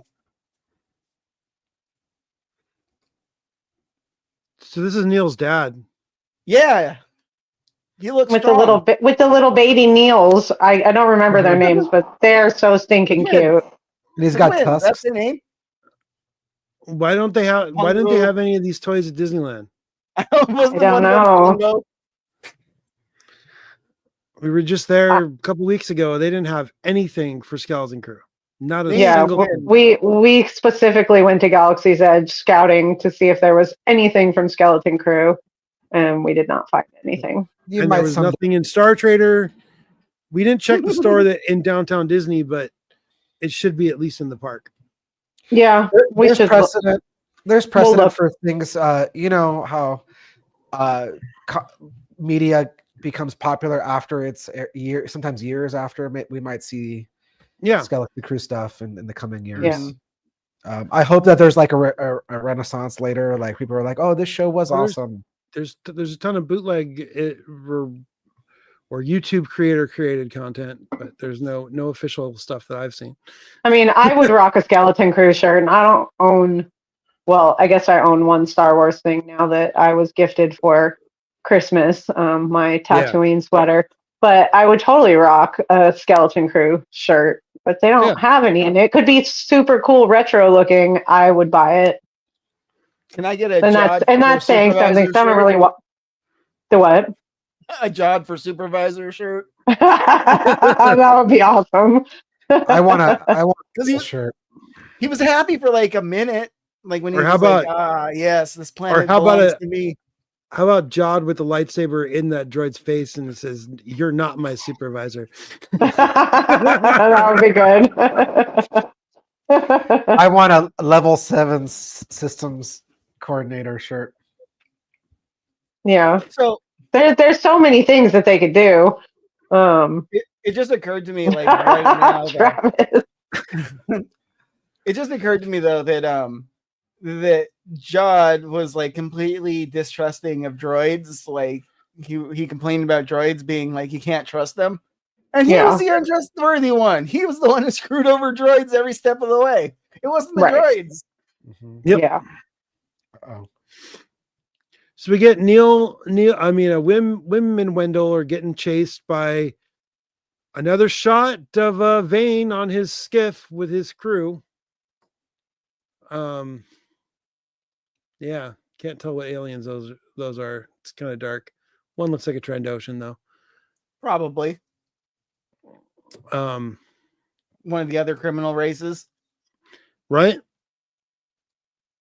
So racist. Sorry, Zabrats. And Wookiees. Yeah. Anything that has like horns on his face in this universe ain't good. Pretty much. Well, CC10. Okay. I take that back. He's one horny Jedi. No, I think there's been a couple Zabrak Jedis too that were actually like not Darth Maul. Mm-hmm. Or his brother. Right. Savage Opress. Mm-hmm. We lost Dano and Kate kind of. And then there were two. All right. Oh. You all right? Yeah, my stream froze. So.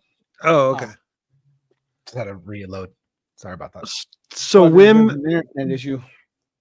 and Wendell get close enough to the tower that Jod starts yelling at Vane to stop shooting because those are my workers. This building. Yeah. Oh, there was that. Yeah, I'm here. He's like, don't shoot. I'm here. Yeah. That's good stuff.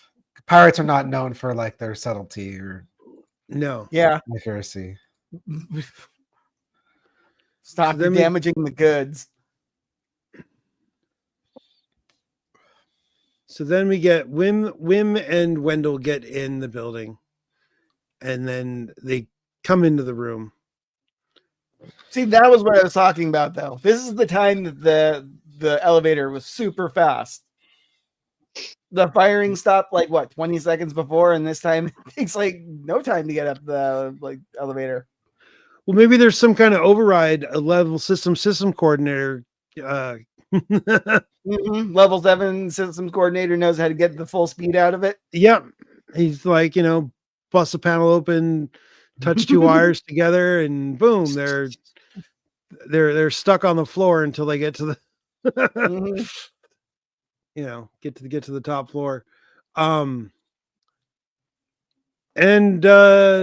Wim goes into I've already called for backup. You're in for a bunch of trouble. If you surrender now, your punishment won't be that hard. He goes full bullshitter. Full bullshit mode, saying the Jedi army is coming. Yeah. And that like that's not even the worst of it. That is bullshit. It's like I found the crystal of the founders. Yeah, like just which apparently is like another throwback too, but I forget. Yeah. Was it in his book? I think it allegedly is from his book, but it was also like I think it was from like the Diaries of the Wills or something, like some old like scrapped version of Star Wars from that George was writing. It's a super BS story that he's even for like fans who like know that. Yeah. It's like, oh, we have no. This is some grade A bullshit. I think John is even kind of entertained by it. He's like, lets him go with the story a little bit. Oh, the Jedi Army, huh? And then he was like, when did you find it? Like, when did you find it? We found it before. So you didn't mention this at all? Fern tries to back up his story too. It's like, no. He rifled through their stuff already. Yeah. So they kept it on the planet? This mysterious device? Yeah, he found it in the woods a long time ago. But to be time ago, you're like, what, 7, 8 years old? Yeah. To be fair, though, this is the kind of stuff that happens in this universe. They can't be that young. Yes. I found this. He's got to be like 11, like 10, right? 10, I think he's like 10 or 11. Yeah. But still, like, he found it a long time ago. Yeah. When he was 8. Yeah. Half a lifetime ago. Yeah. So. Or 1 January. While the bullshitting was occurring, Wendell turns the power back on. It's like, and KB's able to take off. And we get a confirmation that this thing's still active, and the other that was cool. Alive. Yeah, I like that scene. Yeah, that was awesome. Hold me steady. Yeah. I like that the little rat man thing was like just kind of out and about. Yeah.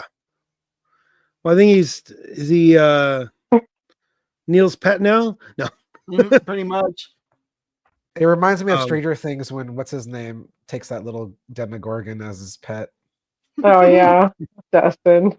Yeah, Justin. Dustin. But yeah, Dustin with a that D. Was crazy. He's like, I'm going to keep this thing. Good plan. Yeah.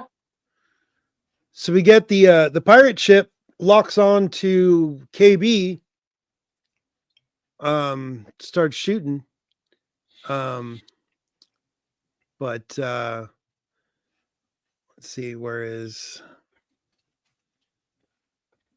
right before they fire, they get blasted by Neil from the roof of the school. Once again, I am saying that they probably should have had an ion blaster instead of a turbo laser. This has been my presentation about planetary defense. Thank you for coming. Yes, because let's say this turbo laser is for defense of the airfield. Anything you shoot down is going to land right on your city. Yeah.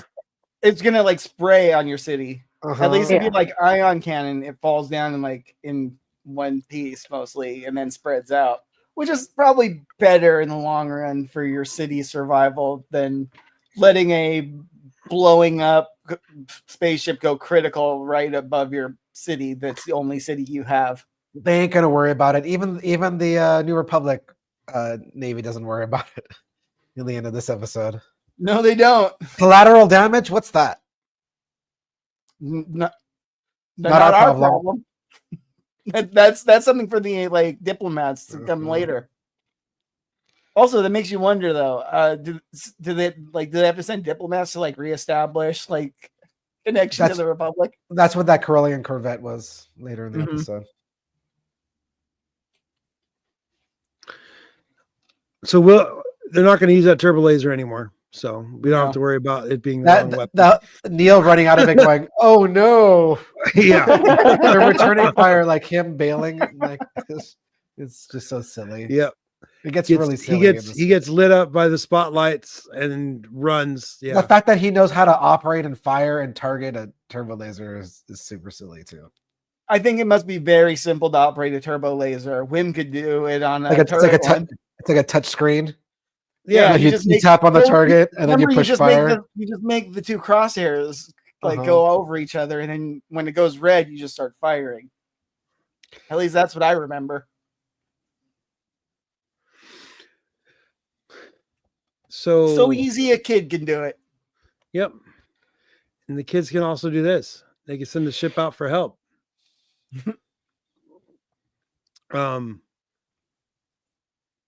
So KB and SM-33 break out of the shield, which looks so gross. Like I didn't realize how gross it looks. It's like that's intentional. Bubbly and swirly. It's just supposed to be like gassy and don't come here. And it's a gas giant. Yeah, it's supposed to look like an inhospitable plasma field. Yeah, Neptune. Yep. I was thinking Jupiter. Yeah. Well, I was just going Neptune because of the coloring. Venus. But Venus is the blue one. Closer one that, like, as far as planets you don't want to go to is with like plasma like atmospheres. Jupiter's real cold. Can you send those X-Wing guys, please? Yeah. Yeah. I haven't seen that movie in a long time. It's a strange one. Yeah. But it's got it's a good flick. It's got Jennifer Connelly, yes. Two flaps. Two flaps. You know what that owl reminds me? It reminds me of a character in the old King's Quest games. Like there was an owl character that would say some stuff like that. I'll be there in two flaps. There's also the rat thing looking up at it like, what's going on here? in the projection. Right. And during that call, the ship gets blasted. And pretty good too.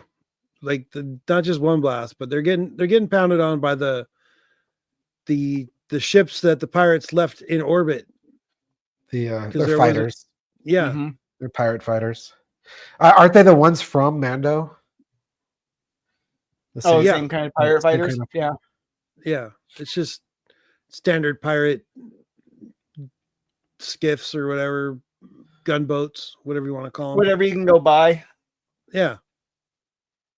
I mean, then again, if you have enough money, you could buy an X-Wing. So KB and SM-33 are crashing. They radio in to tell Wim and Fern. You know, one of the things that people were talking about the whole time during this, like, are they going to kill off one of these kids? Mm-hmm. You know, I kind of thought somebody was going to get wounded or hurt or something. We saw Neil's bike explode, but he was okay. And then we saw Neil's cannon explode, but he was okay. Now we see go down. KB's ship going down. Sorry, I didn't leave that. I would like to point out that Jod's bliss lasted all of 2.5 minutes. Yeah, him being happy, and now he's like he had like basically a minute of like, I'm getting, this is going worse and worse by the second. Like, like this is right before it. When he's like, it didn't have to be like this, smashing the table. And it's like before, this is not going according to plan. No, I think he starts to figure out that they might actually pull this off. Right.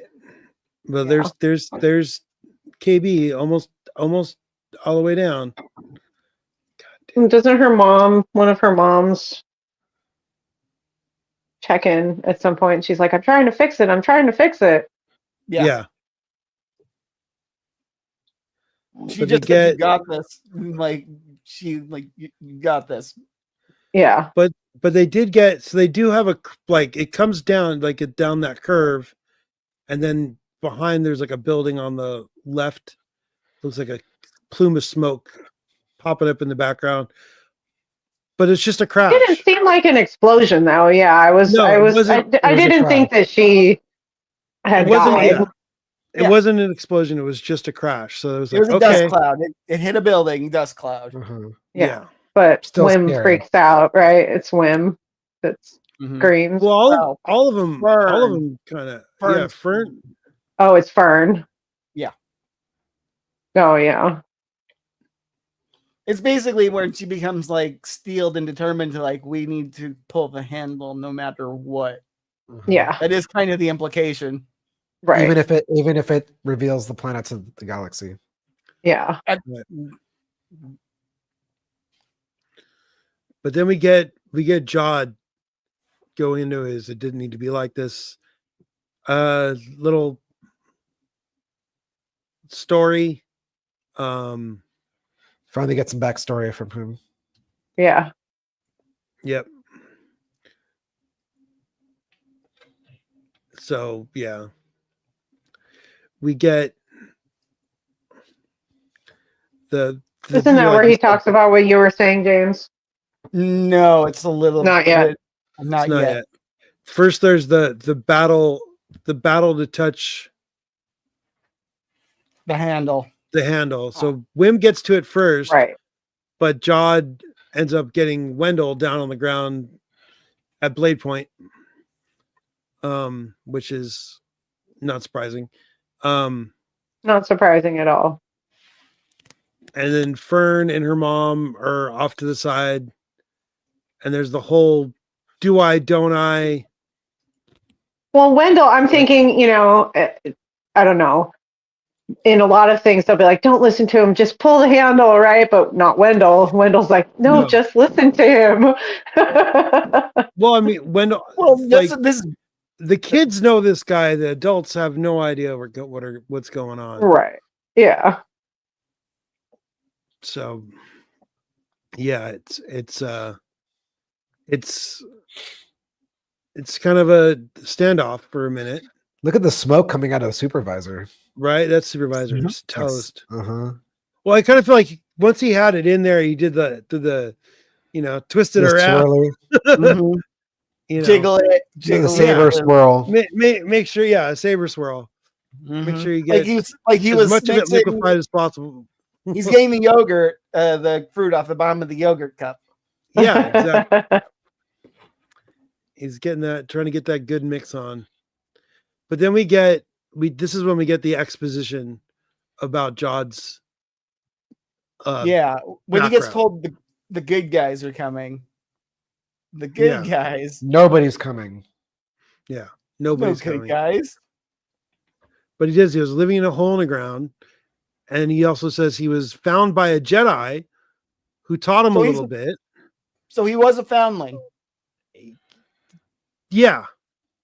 So an Order 66 survivor took him under his wing. Yes, he wasn't the post. So yeah, it's post 66. She told him he had potential. Burn screamed, yeah. Yeah, it was. He watched his Jedi mentor get executed in front of him. Now I don't know who. Like, was it droids? Was it clone troopers? Was it what do you call it? What was that thing? The Inquisitors. There we go. Yeah. You know, we don't know who killed his. It kind of sounds like Inquisitors did. Because they hunted her down. Like they tracked her and hunted her down. It's their MO to do that in front of people as an example. Also, the extreme measures they took by like torturing and killing her in front of him. Yeah. Like that sounds like some Inquisitor shit. Especially since as a running theme that I've done on all of our shows, I think the Inquisitors suck at their jobs. All the good ones are doing their things off screen. Every time we see one on screen, it's basically they're warfing us. Where like, this is the big bad guy, they're gonna kick your ass in. Oh, they lost.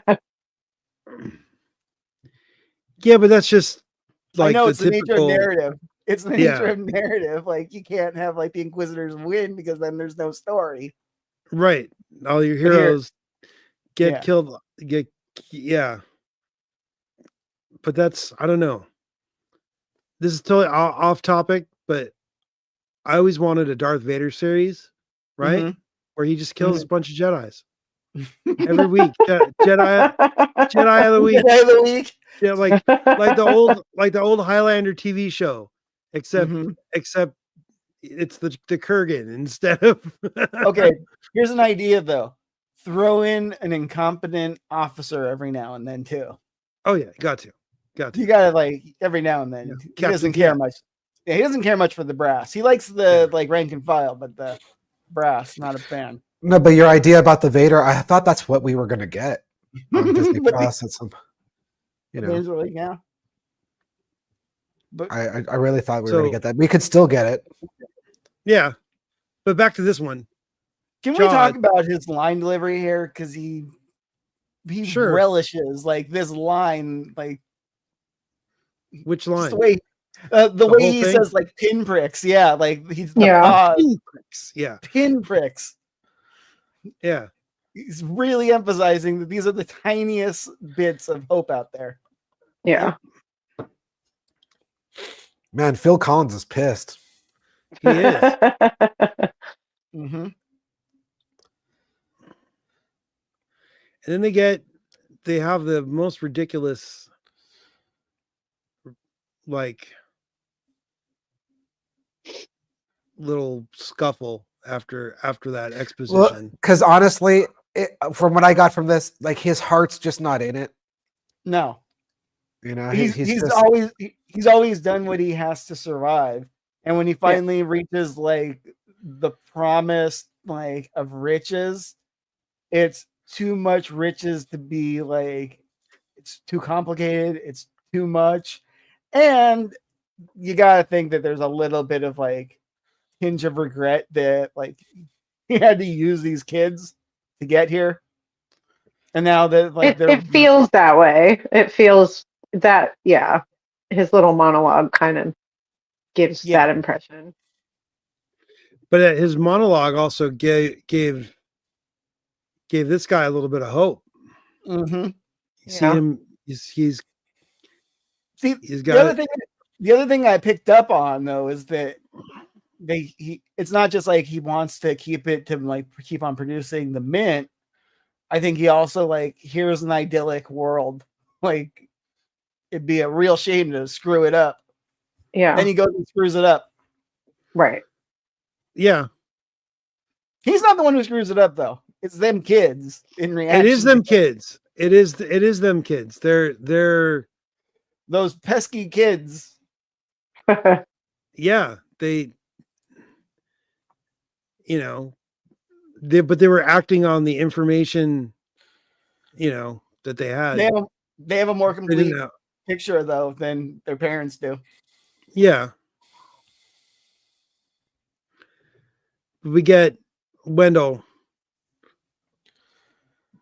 punching Jod in the face. It was great.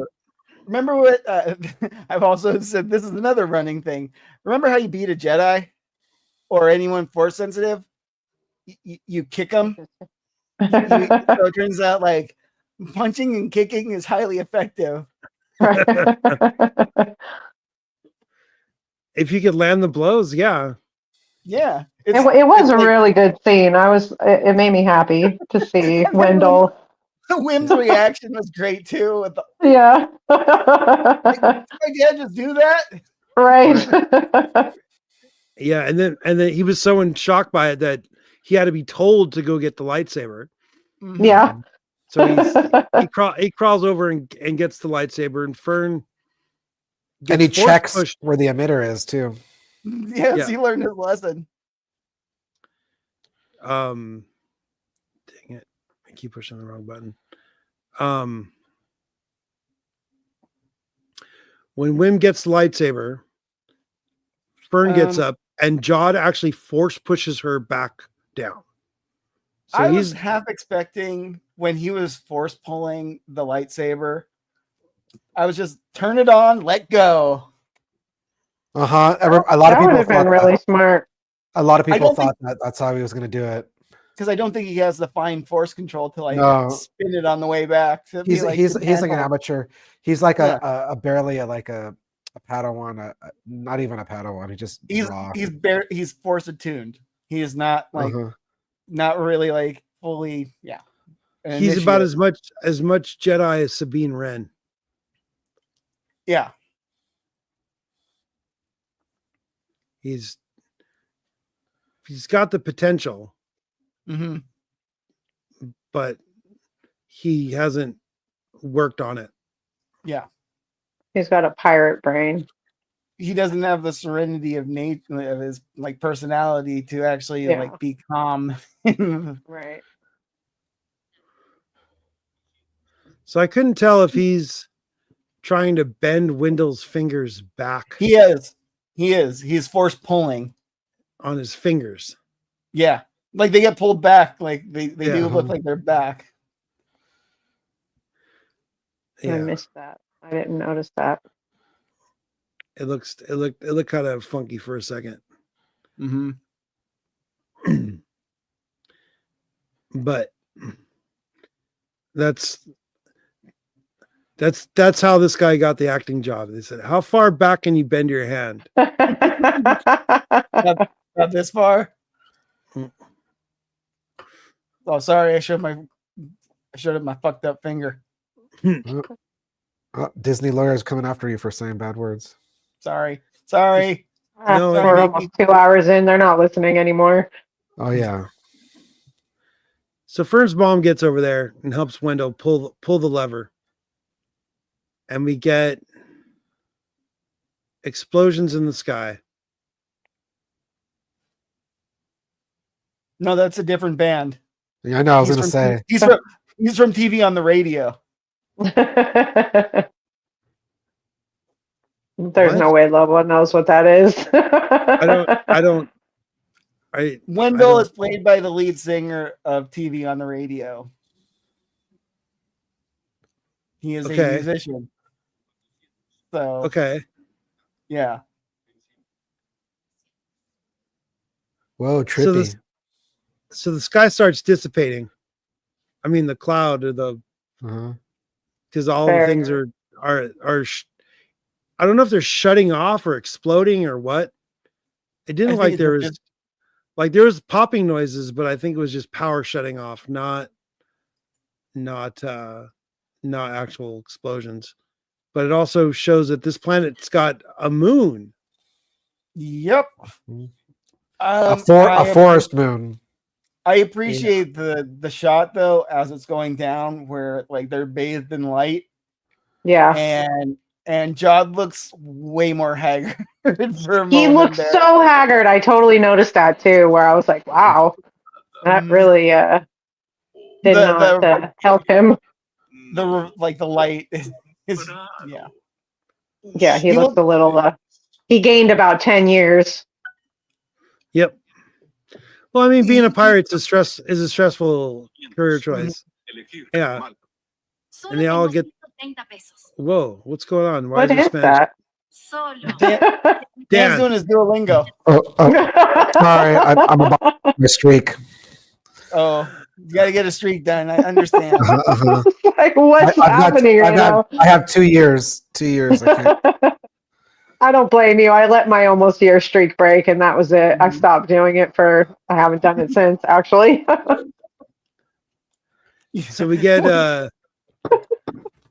the X-wings. The X-wings show up right after the shield goes down. Mm-hmm. They got there quick, fast, and in a hurry. They did. I think they were just waiting. I think they were just waiting there, out like running a patrol, like cleaning up the fighters and like around the barrier. Yeah, they probably took out those ships that actually shot down KB and SM-33. Could see that. And people were saying the Republic got to Atten way faster than they got to Navarro but that could just be a function of like Mando their season 3 money, right? Function of their, like, it might as well be an oil planet for the US, you know. Well, yeah. Well, there's that, but there's also like if those the same pirates that were harassing or not the same pirates, but they would still be on the outer rim, right? Like, but the this inner planet, part of the outer, the inner outer, the middle rim. They're in mid. I think this planet's in mid rim. And Navarro's in outer. Yeah, outer. This planet is so Navarro. Navarro is the planet that for those of you who don't know, Navarro is the planet that the majority of the Mandalorian season takes place on. It's the place that Carl Weathers is in charge of. Yeah. Okay. I was going to mention this earlier in the show, but I waited patiently. I like the representation of the Republic being very uncomplicated in this show. Yeah. I've had issues in the other ones where they have to make them into like this murky thing where they're like grossly incompetent. They're a bureaucracy. Yeah, that's my issue with it. I don't care about the bureaucracy when it comes to like calling in the X-wings. I don't care about like, oh, is this commander like a good commander or a bad commander? And there's like too much of that stuff that they've been doing where they're like they have bad admiral syndrome. Well, the reason for that is they're explaining why they collapse so quickly in this. I get that, and this one's also this is the explainer. This is the explainer for why it collapses, because the people that show up here go, wow, there's a whole bunch of money. No, but in this scope of this show, it's just the cavalry coming in, which is like it doesn't have to be. It's not. There's a DEI pilot there, woman pilot. Yeah, but then there was also a white dude before that. Yeah, that guy looked familiar. The other one. As long as the white dude is in charge, everything's okay. Yeah. That's not. We finally get some Star Wars action. Stuff starts blowing up. Yes. Sweet. This is where the episode really gets into overdrive. Like there's like, okay, wrap it up now.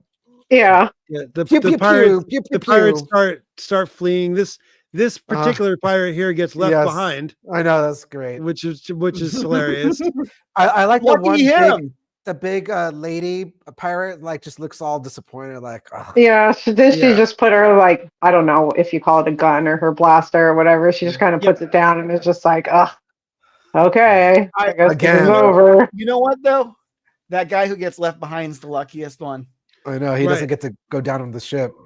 Yeah. He's going down. Right. He's going to Republic jail. That's probably a sweet deal in compare. Oh wait, I've seen the transport ships. It's not a sweet deal. Never mind. Nope. But the transport ships that are manned completely by droids and keep this shot because a lot of people were really stoked, and I was, to actually see B-wings in live action, firing in live action. Yeah. And they're using their quad camera, their quad cannon. Yeah, it's like composite lasers. Yeah. Yeah, the capital ship lasers, basically. The blasters. I'm sorry, I'm a composite laser hater.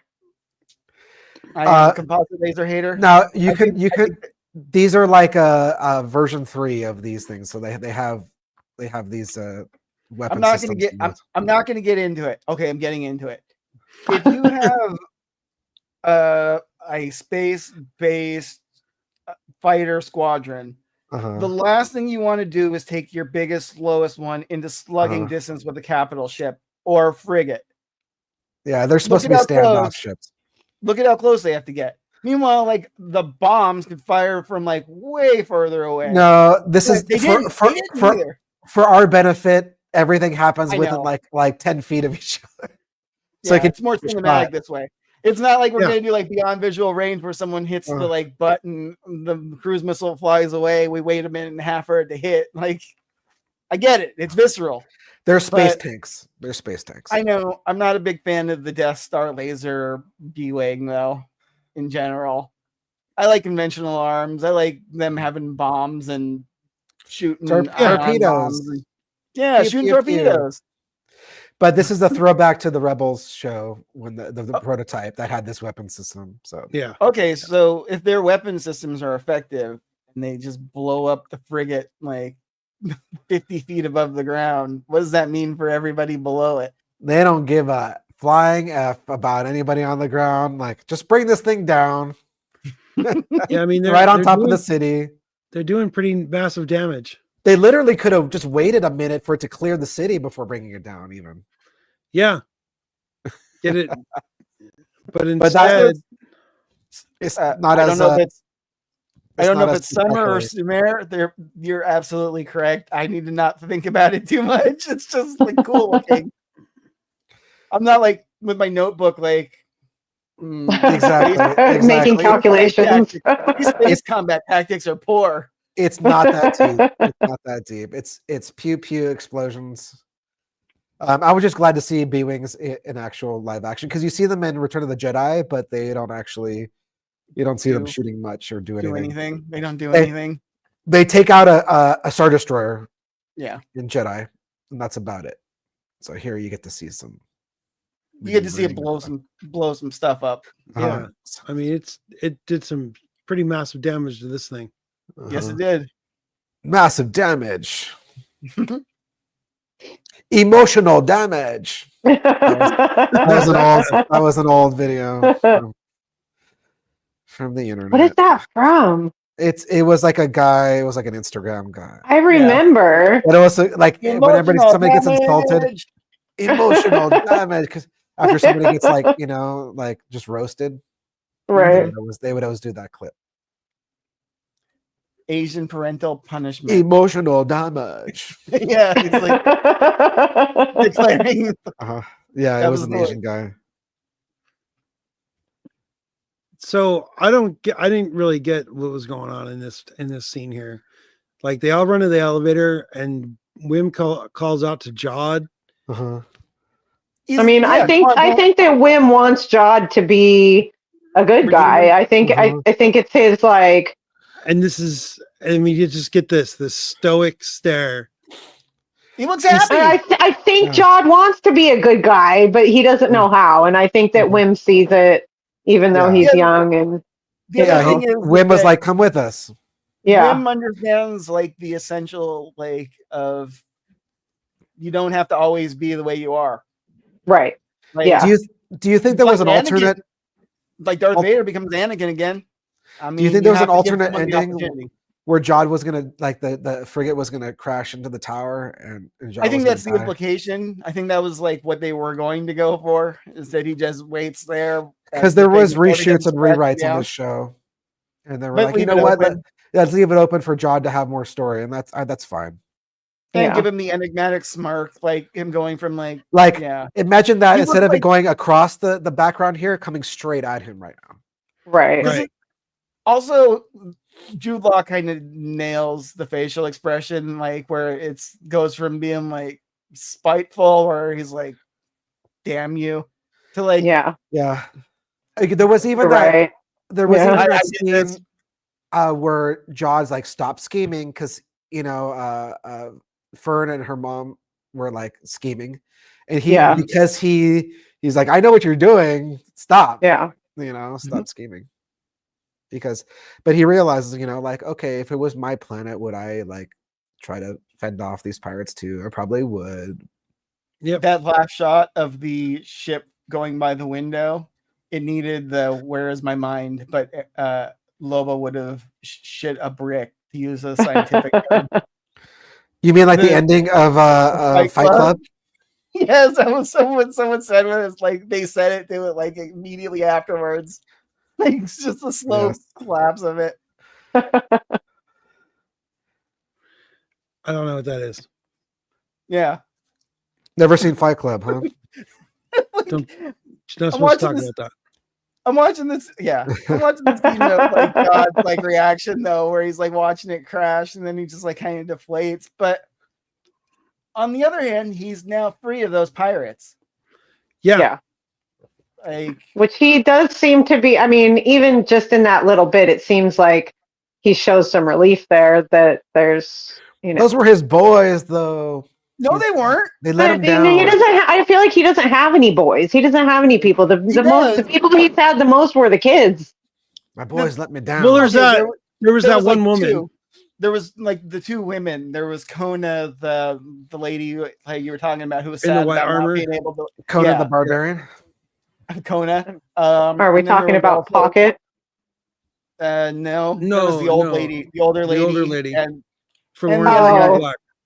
The former first mate dude, like the one who did like in the very first episode.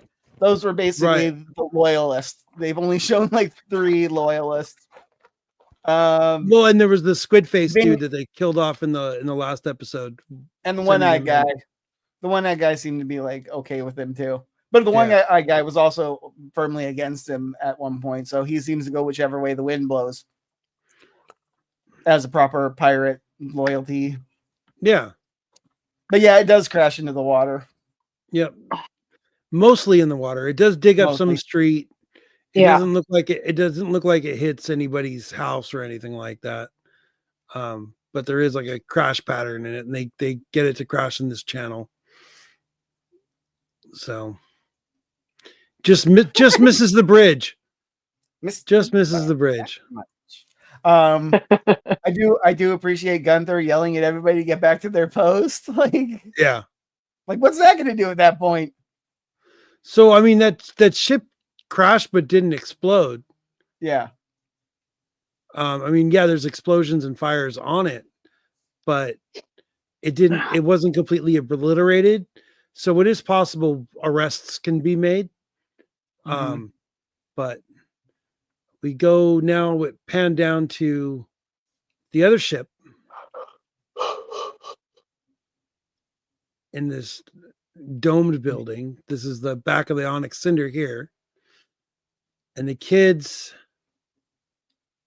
It finally happens, you guys. The thing we've been dreaming of. What? When they dump out KB and she's in the pile of coins. Yeah. It's like swimming in the coins. Oh yeah, she's trying to Scrooge McDuck it. Yeah, a little bit. And then and this part, I don't know. The ending is so weird to me. This part was just kind of weird. Well, she's like shut down or off or passed out or something, and they all freak out, and then she gets up. And did we win? And they're like, yeah. And then look at all that money though, just littered all over the place. Right. And on the plus side, they just destroyed their school. Well, it wasn't their assessment hall. It was the assessment hall. It was probably more like like a gym or It is some the kind of gym. arena. It is the gymnasium. Yeah.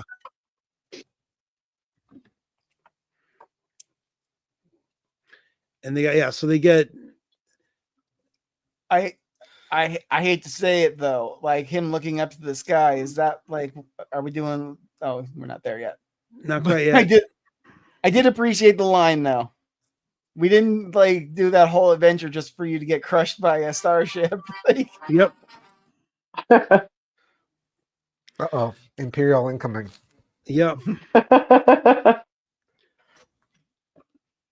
So yeah, you don't want to have a whole adventure and have it end by getting smashed, getting crushed at the end. I did think that I thought there would be more at this ending, like some kind of epilogue or something. I don't know. Yeah, something. It's the only thing that I disliked about the entire series was just, okay. Did we win? You don't have to take your assessment. Okay, bye. It was no, I get what they did though. The whole Wim looking up to the sky, seeing the Republic ship coming in. We're doing the whole the call again. It's basically, oh, I hate to say it. Remember that scene in The Last Jedi where the kids are looking up at the Force sensitive kids looking up at the oh, there's stuff happening outside of my tiny world. It's the same kind of aspirational thing where he's sees that there is a path now. Right. Yeah, there is a path to not being stuck in his boxable world. Yeah. Yeah. All right. I'll give you that. Yeah. Like you were saying that we don't have anything complicated there. It's just the feeling of wonder that right. They might have been on a new Republic. I just wanted more. I just wanted more, and the fact that there might not be a season 2 kind of bums me out. And I don't think there's gonna be. It doesn't. It would be a huge mistake. It would be a huge mistake if they don't. Here's the issue, though. We're living in a new media reality, and maybe these companies have to face the facts that they're not going to have the same kinds of numbers that they had before, especially since people are having to buy 5 streaming services per month and are right back to cable expenses. So you can't expect I need to have this thing for 2 months to watch an entire show. They're going to buy the 1 month trial, watch the whole show, and it's not going to be reflected in the Nielsen ratings for Disney because they're still using old metrics where everything matters for the first 7 days. Right. From premiere. They're not that doesn't get buzz that you have a resurgent show. Not the same way. I mean, that 7 days would make sense if they released it all at once and if people were binging it, but if it's 7 days, that's one episode. The thing is that people the interest is keep people talking about it. Yeah. No, I mean I get it. Watching commercials. Yeah. Ad revenue. Yeah, that's how TV used to make money, ad revenues. And with the streaming services, we got used to no ads. Except they still give you ads even if you have ad free. They're like, here, watch this preview for the show before you watch the show that you're going to watch. Thank you, Apple TV. This episode did it. The first time I clicked on it. Boom. Yes. Same. There was a commercial before it started. I didn't. Not me. I pay for premium. I don't. Same. I don't want that. Who's got the best ad block here? This guy. I don't know how to put an ad block on my Samsung TV. Yeah, that's. If I watched it, But I did think it was a really good show, though. I liked it. I thought it was great. Jude Law was awesome. The kids' development was really great. I liked pretty much everything about it. None of the scenes, though, are going to show up on Star Tours.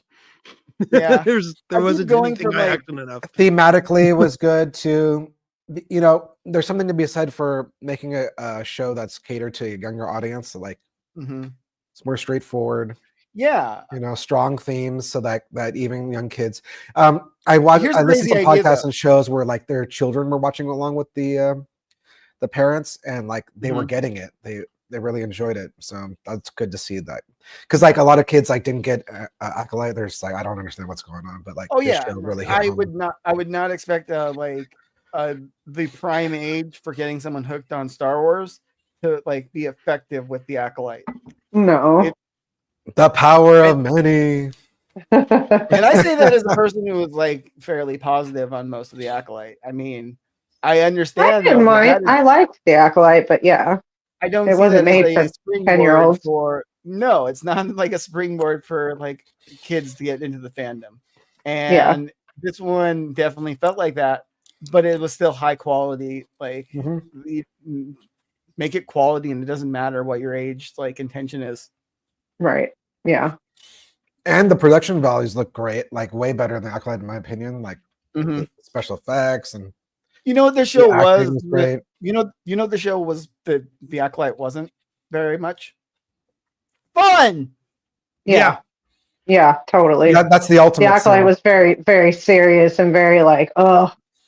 And that I love Andor, but I'm not saying that's definitely not a fun show, but it doesn't always have to be fun to be quality. Like there's fun moments for sure. Yeah. All right. Well, I have to watch that before the second season comes out so I can be here for the stream. So I'll get on that. We'll do like a season 1 recap episode or something before. And if you're out there watching, right? If you're out there watching right now, we have a whole range of episodes about Andor to watch. In the meantime, we do. There's on our YouTube channel. There's a bunch of Andor episode coverage. I think some of them might even be watch alongs. I'm not sure. Yeah, forgive us. We were newer at this. Yeah, and we still don't know what we're doing. Woo! Nope. It was way more amateur, if you can imagine. Hey, we all got to start somewhere, right? At the same level. But yeah, totally. Yeah. So yeah. The credits, real quick, because I know we're going really long tonight. But the credits, real quick. When it cuts to the credits, and there's that whole. It was different. Yeah, it was like all the screens. Cool. Screens are like Wim's. It was like Wim's storybook. Yeah, so I thought that was cool. What was weird though is like some of those scenes you can I interpret as actual scenes from other Star Wars movies. There's like a that's what I was going to ask you, because I'm not very savvy on all that. I didn't really spend time like breaking down the end credit pictures. There's been, I know some YouTubers have done that. I'm not one of them. Yeah. I feel like enough people have done it that it's covered. But maybe I'll do, I don't know. Let me know, comment on this video. Let me know if you want me to do a little breakdown. I'll So you're not going to tell me what the giant creature one was? Because I was stumped. There was one of the story. You're gonna make me go look at it now. Yeah, I am. 3435. 3435. Oh wait, this is the wrong one.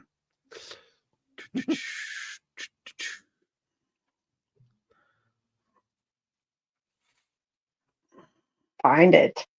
Oh. Sorry, I'm hungry and I have to pee again. Yeah, my back teeth are floating. We're at 2 hours and 17, guys. Yeah. Okay. Yeah. Okay. I'll look it up on my own. But it looks like a really 3435. Okay, I'm just gonna go. Just go.